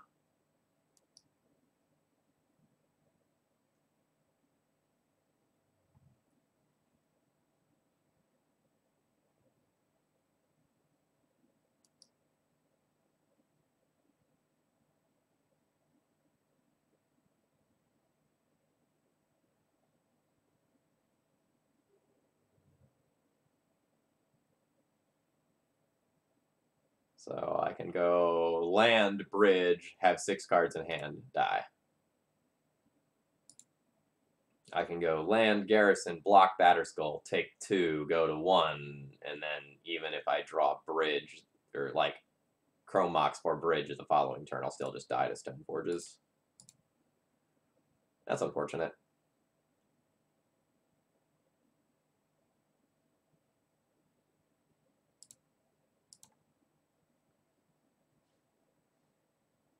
So there's a good lesson in how to beat Red Prison. Play Stoneforge Mystic. The Stoneforge decks are tricky matchups. The things that you're trying to dodge as Red Prison are essentially combo decks that can ignore your hate pieces, like Show and Tell, and Stoneforge Mystic decks. So like Stoneblade, the blue-white like Delver deck, and Death and Taxes are difficult. But then most of the other stuff in the format is even or good for you. Like, you just poop on pretty much every combo deck that's out there because you're just one of the absolute fastest hate decks possible. You know, you deploy stuff so much faster than Death and Taxes, and you're more stable in terms of, like, deploying hate cards than some of the other decks.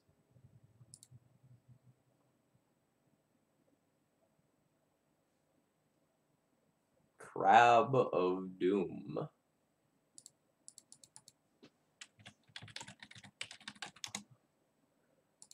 No data on this player. I'm on the draw. I have a turn 1 Chalice hand, so we're gonna keep you. You basically can you will keep any hand that can produce a turn 1 Chalice. That's just like the way this deck works. But our hands like beyond that sucks. Like, we have double Chrome Mox with nothing we want to imprint.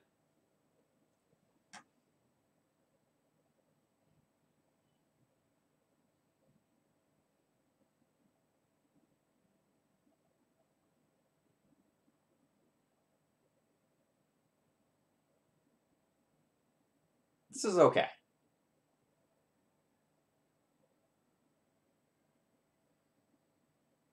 So I can Chalice on 1 to stop crop rotations, or I can Chalice on 2 to stop both Punishing Fire and Life from the Loam, which I think is what I'm going to do. So I'm just going to like play out Mountain here so I don't get Wastelanded, and then I'll just pass.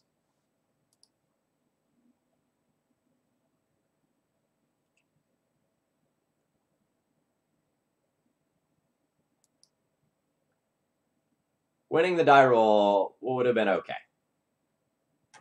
All right. Like, it might look bad that this is happening and like we didn't play the Chalice and that they play a 1-drop, but this is probably going to be a gamble for a 2-drop. This is probably going to be gamble for Life from the Loam, meaning that like Chalice on 2 is still better than Chalice on 1. Yeah, see, there we go.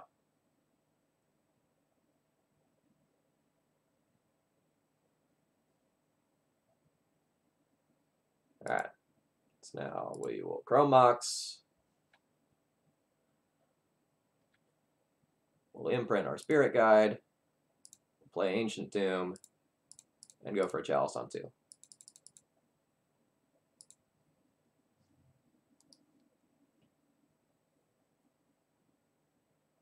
So now this engine is off. The way that we'll lose is to a natural Dark Depths. So like our opponent just like drawing depths and stage, and then getting us.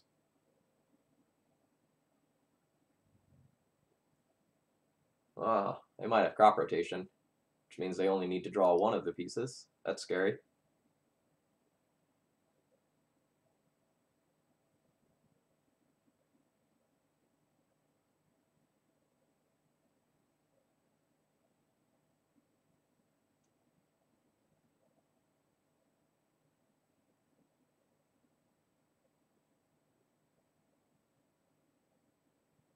The opponent dredged the life from the loam. Why?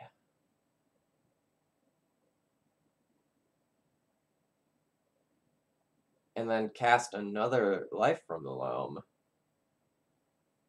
I'm not sure that I understand.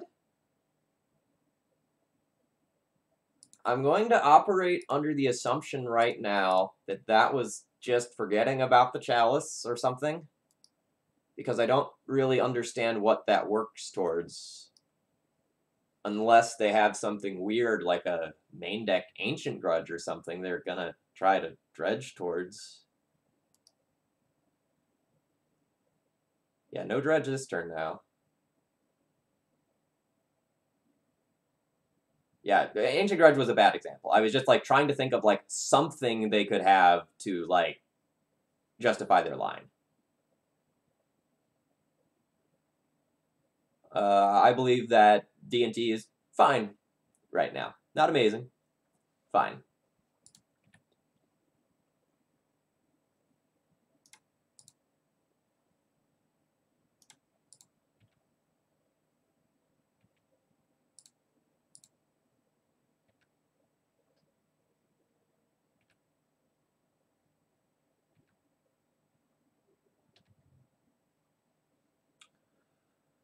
All right. So I can 6 my opponent, put them to 8. Then I have 2, 4, 5, 6, 7 next turn.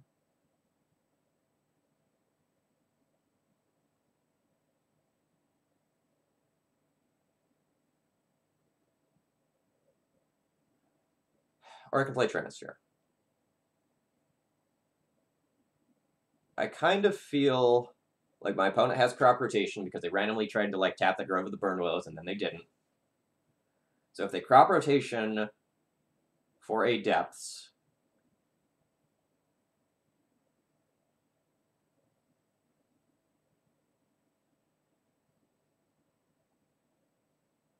Trinisphere will do nothing to actually beat like crop rotation plus land off the top. So I think I need to just go to their dome, and if they do have crop rotation for it and the land, then I give myself the out of like another Fiery Confluence or like another damage producer to actually kill them. 6 damage to each opponent.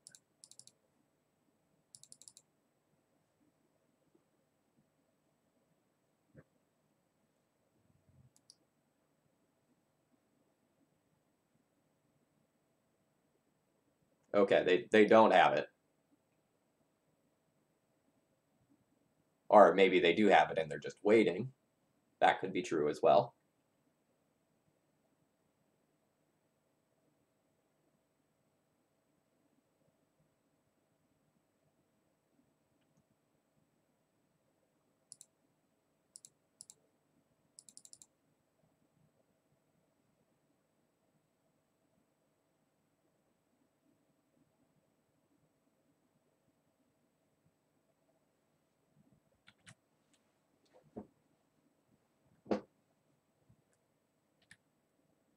That is unfortunate.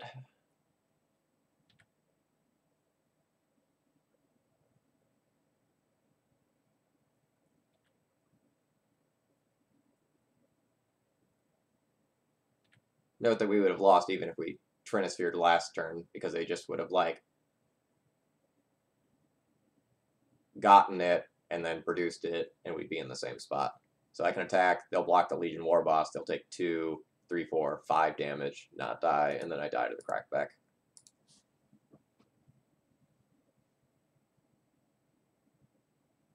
That's unfortunate. We probably would have won this game if we had won the die roll. But, you know.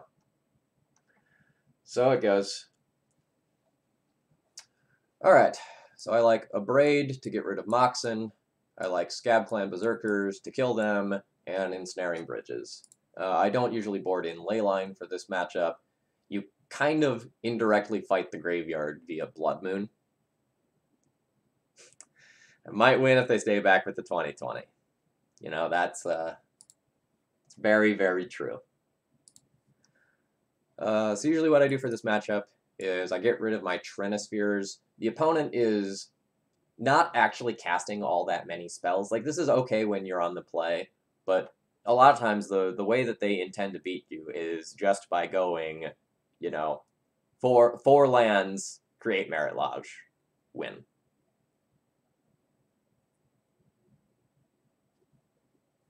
Oh, you mean like what I do? I just search their names on like MTG Goldfish. So just like replace Crab of Doom with whatever a person's username is. So a lot of times I'll drop my Confluences. While they can just go to the Dome for 6 and clean up some Moxen, I like more permanent sources of damage for this matchup. And it still leaves me 3 cards to cut. What do I want to do after that?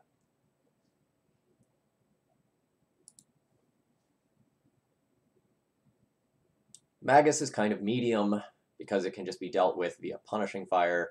Chalice is kind of medium. Hanweir Garrison has 3 toughness, so it lives through a Punishing Fire, but it's like the worst in terms of objective speed. I guess I could not Scab Clan.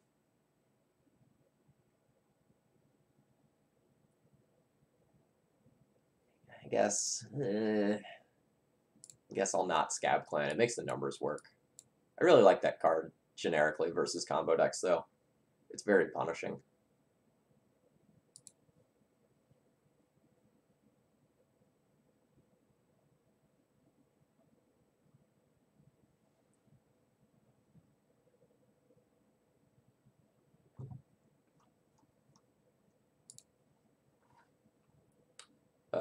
This hand is garbage. This hand goes all in on a turn 1 Legion War Boss and does nothing else. I don't think that's acceptable.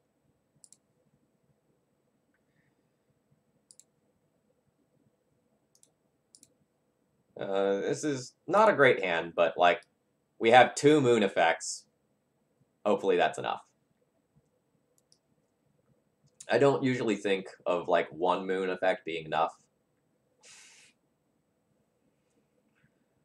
That's rough.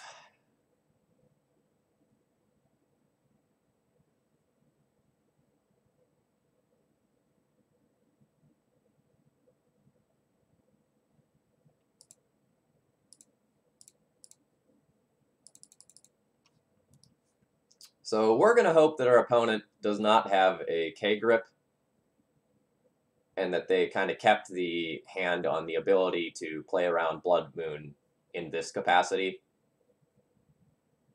Because if our opponent can answer our moons, we've got nothing else going on, and I'm not really going to have a fast clock.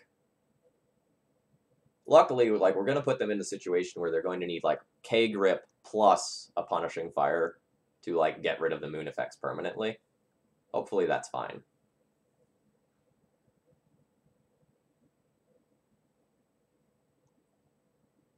Long term, I'll put Chalice on 2, maybe even 3.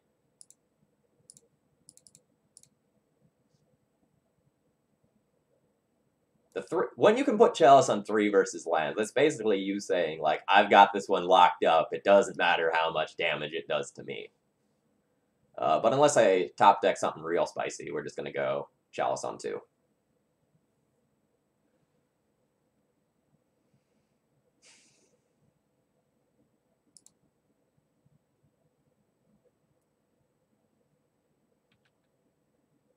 I am still going to take the time to do Chalice on 2 before I deploy this. I don't just want to, like, lose this card to a Punishing Fire and feel like an idiot.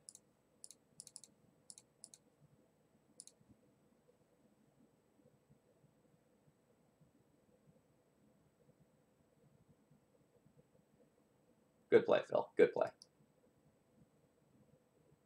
Trigger Whip. Yes, I could have, but if my opponent ends up just like doing something like a main phase Croson Grip, I'll lose this land, which is extremely detrimental. Also, my opponent will hit me for chunks of 20 damage at a time, so the 2 damage loss from Ancient Tomb is borderline irrelevant in this matchup, unless they end up having to kill you via a Tireless Tracker kill.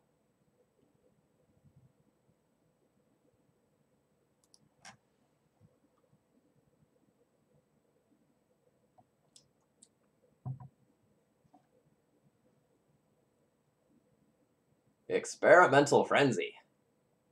Neat. I will give my opponent a lot more looks at answers to my board. However, they are not going to have very much time. They are going to need to find an answer to my moon quickly, because double Rabble Master leaves people dead in a hurry.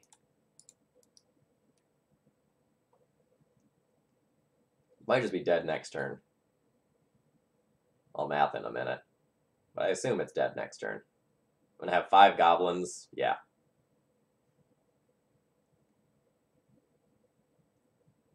Now, if they find an answer to the moon, they have Glacial Chasm.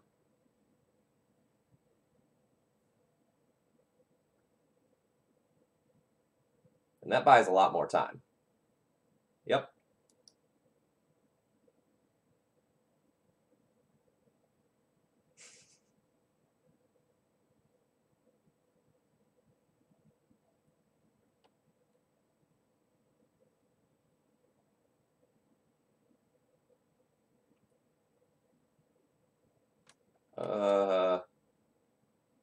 What? Glacial Chasm in play seemed really good to me. So I don't know where this is going.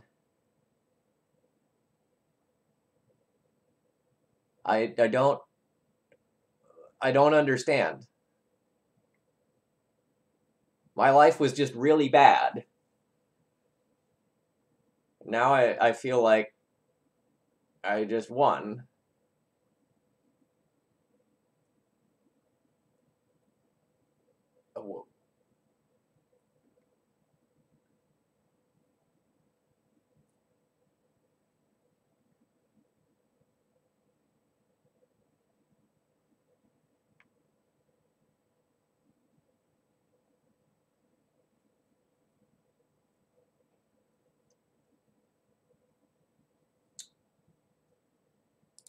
I mean, I'll take those. Alright, does anything change now that I know about my opponent's Experimental Frenzy? I don't really think so.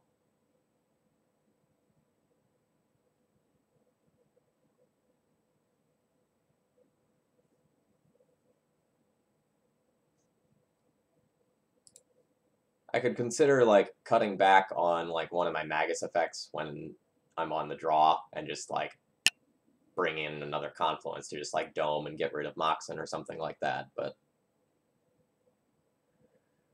I'll be keeping this.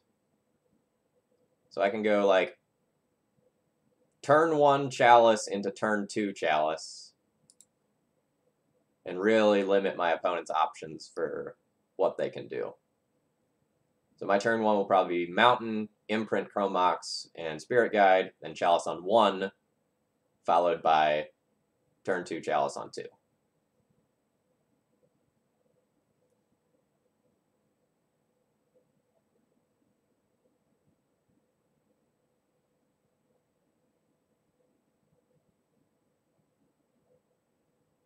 Bridge is great. It means I won't just, like, roll to an early Merit Lodge as well.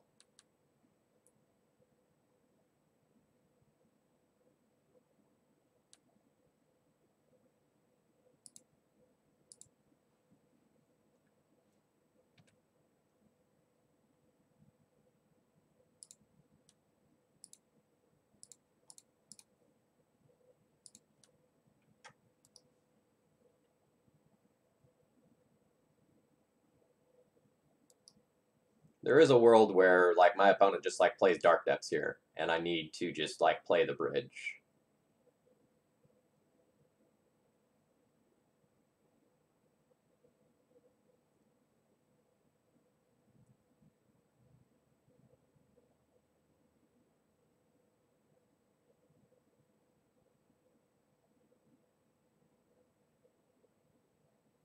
loam? You have a loam. That's fine.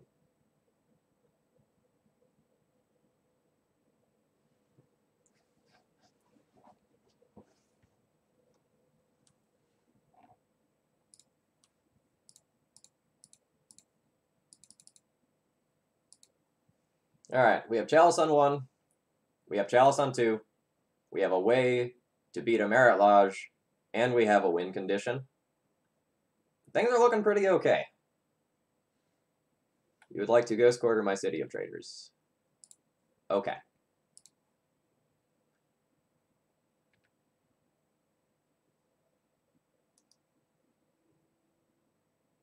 Don't really understand why that was something that needed to happen right there, but that's fine.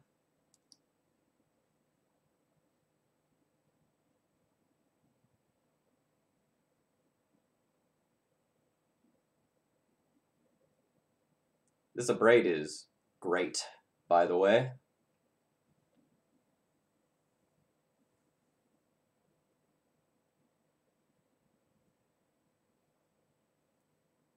It means that when I get a moon effect, we're donezo.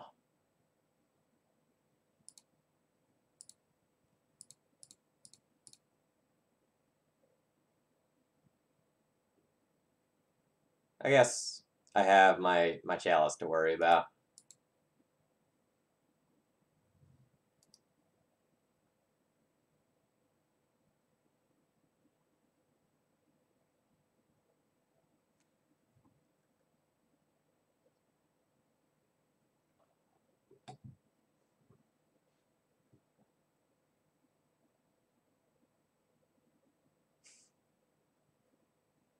Strong mountain. Soon they'll all be mountains, though.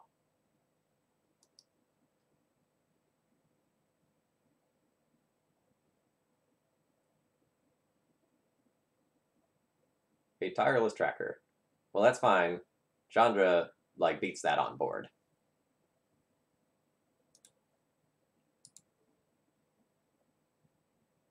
So let's blow that up. Alright, no problems there.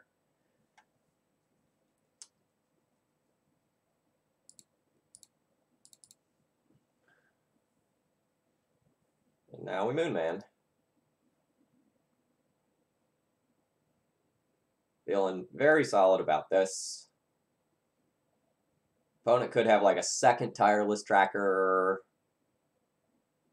I guess, is something they could cast that would matter.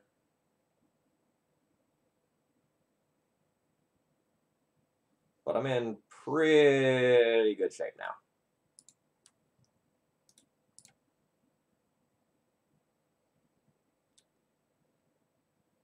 I will take the time to cast this.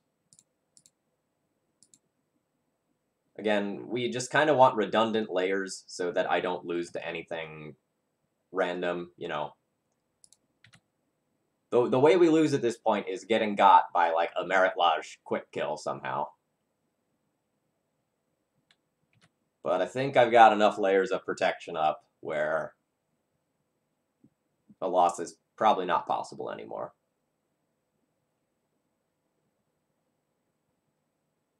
Yeah, so when Thespian Stage copies something, it copies it and gains the ability that it normally has.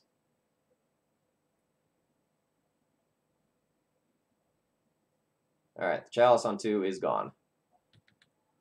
Which turns on my Abrade.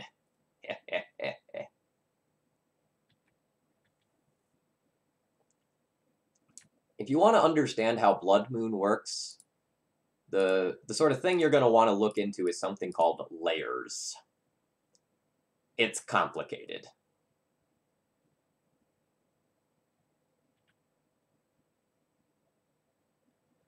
Alright, let's start by plussing the Chandra.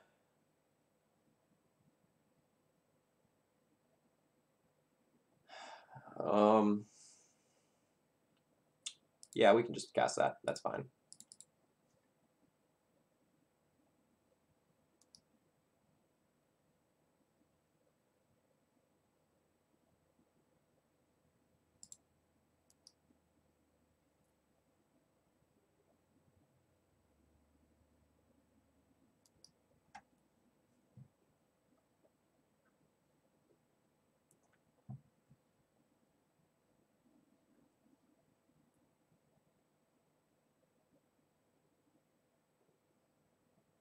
What do you mean the exiled card? Oh, from Chandra? Oh, okay, I'll move that.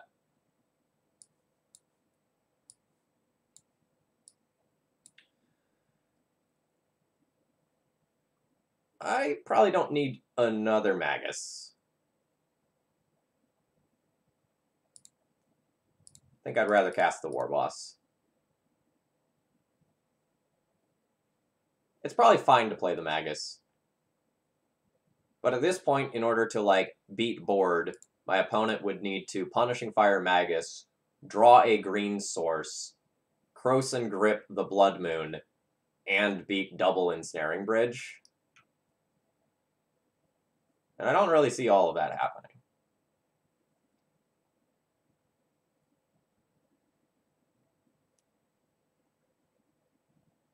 Especially given how few resources they actually have.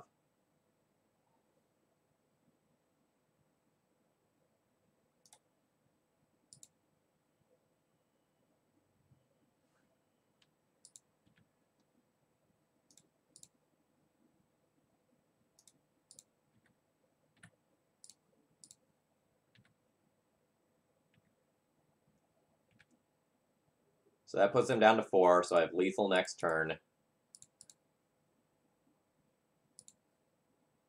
Put this on 2, stop Punishing Fire shenanigans, and get a win.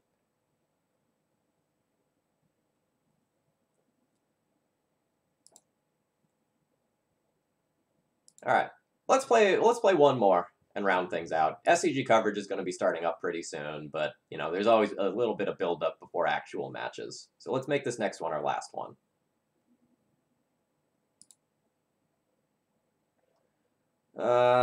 We have a pretty medium hand that I'm going to think about for a second before probably mulliganing.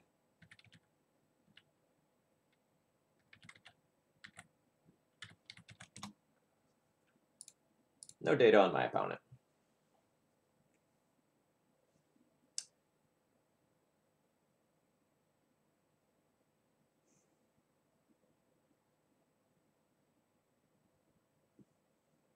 So I can't turn 1 anything, but this is actually a pretty solid hand. Like, I have 2 aggressive threats and 1 lock piece that may or may not be good in the matchup. I think I'm going to keep this one. You can't always, always, always have the turn 1. And this is a very good hand that starts on turn 2. If I was on the draw, I'd probably pitch this one, but on the play, I think it's justifiable.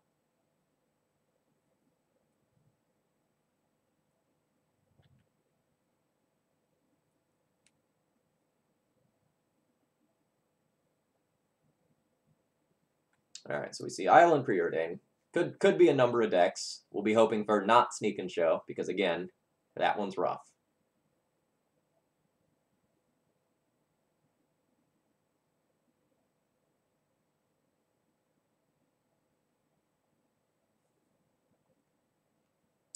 All right, so that was bottom with Preordain, so they don't have whatever they're looking for.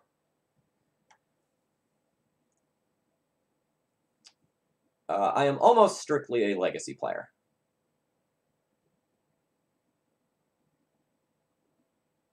I think we have done like 1 cube draft and 1 modern stream on this channel in like a year and 2 months. So that should give you an indication. I think I'm going to slam the moon here.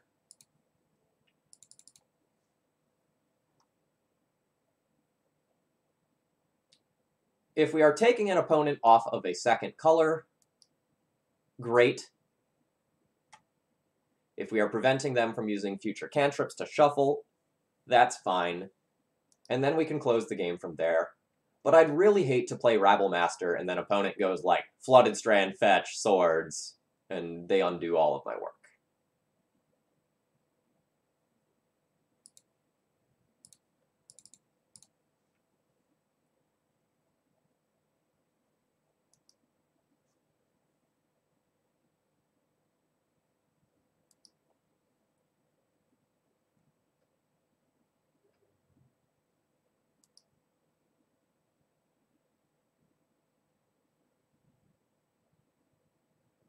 Ah, crap. They're probably sneak.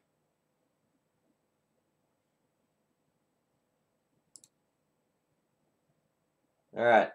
Do you have it? They have it. Man, we have not gotten a favorable set of matchups today. Sneak twice is rough. What is invert invent? Can I really not search your library for an instant card and or a sorcery card, reveal them, put them into your hand, shuffle your library? Okay, so that just gets another Cunning Wish. Is this actually better than Cunning Wish and a Burning Wish? I see. Neat.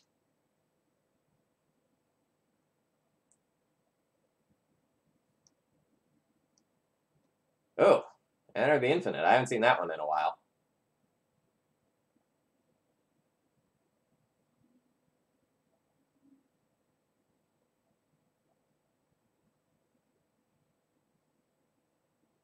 I don't know why you need to play a Grizzlebrand. Oh, that's why. I thought I was going to get, like, Release the Ants killed. I was excited. Not excited anymore.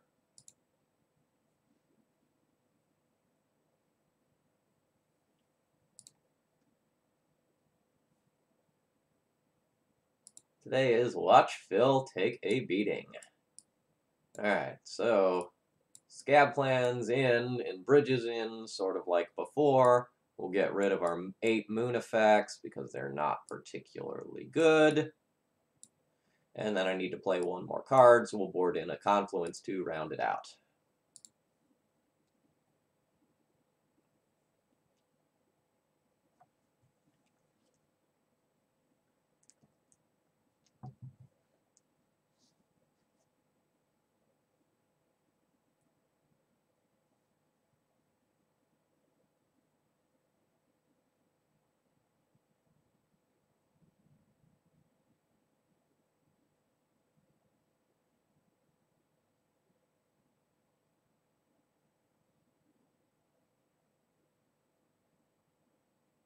Maybe at least Magic Online has come far enough where enough people have changed decks because of this deck that it's falling a little bit out of favor.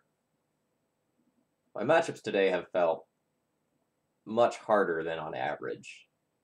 On average, you know, most of the time I'm playing against like 3+ non-sneak combo decks in a league and just crushing. And that has not been the case today.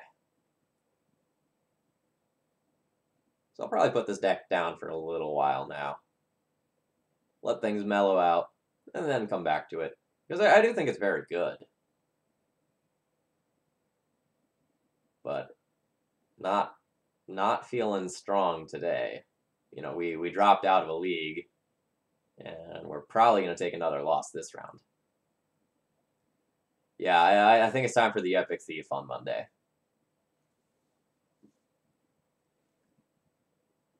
Then we'll see where users want me to go from there.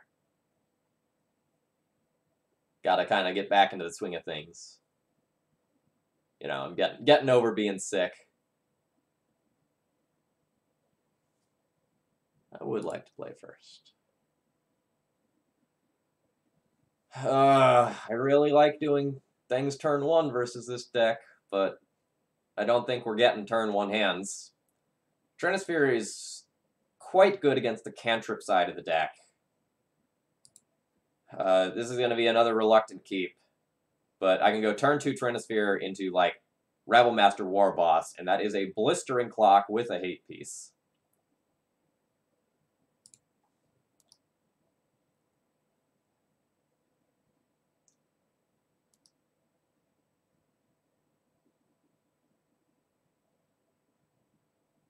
Yeah, Show and Tell is a deck that I would consider playing, like, right now. Like, if I were a like, Spike who played a bit more combo, Show and Tell would be the combo deck that I would choose for the moment. Alright, what's that Ponder doing? No shuffle with the Ponder. Clock is crazy good, by the way.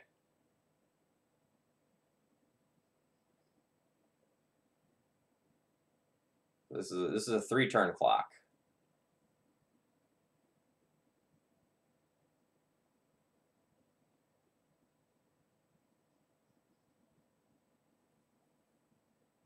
So I've paused here because there is a world where I just like play a Rabble Master this turn, and if my opponent casts Show and Tell, I hope they put in Omniscience, and I put in Trinisphere.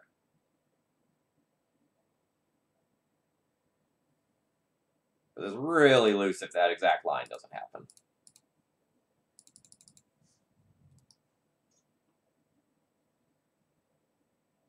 I'm just used to my Show and Tell opponents having it all.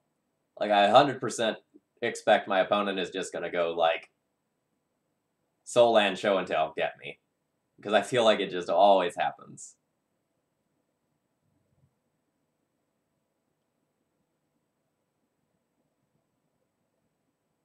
Force pitching Show and Tell. That's scary. If they're pitching a Show and Tell, they probably have another. If I were to guess what the top blue card in that set would be, my money would be on Flusterstorm. Alright, so I have 1, 2, 3, 4, potentially 5 mana this turn. I could Chandra. If I Chandra, I can double Rabble Master next turn.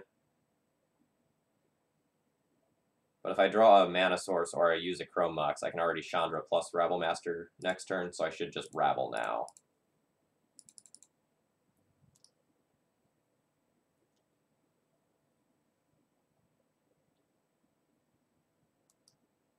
True Name Nemesis is a disaster in Legacy. They will not port that card into Modern. I can pretty much guarantee that. Like, they've said it so many occasions that they think printing True Name was a mistake. So I don't think they're gonna say, hey, you remember that mistake? The obvious mistake we printed? Let's throw that into another format. Alright, let's see if I die.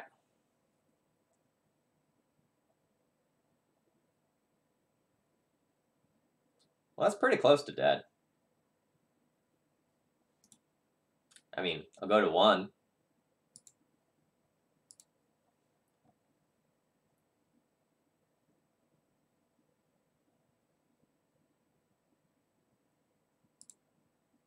Alright, not a great showing for the deck this morning.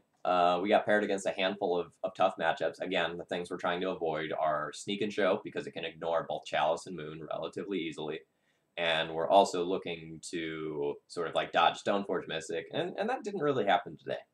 You know, so be it. I'm going to go ahead and wrap things up here.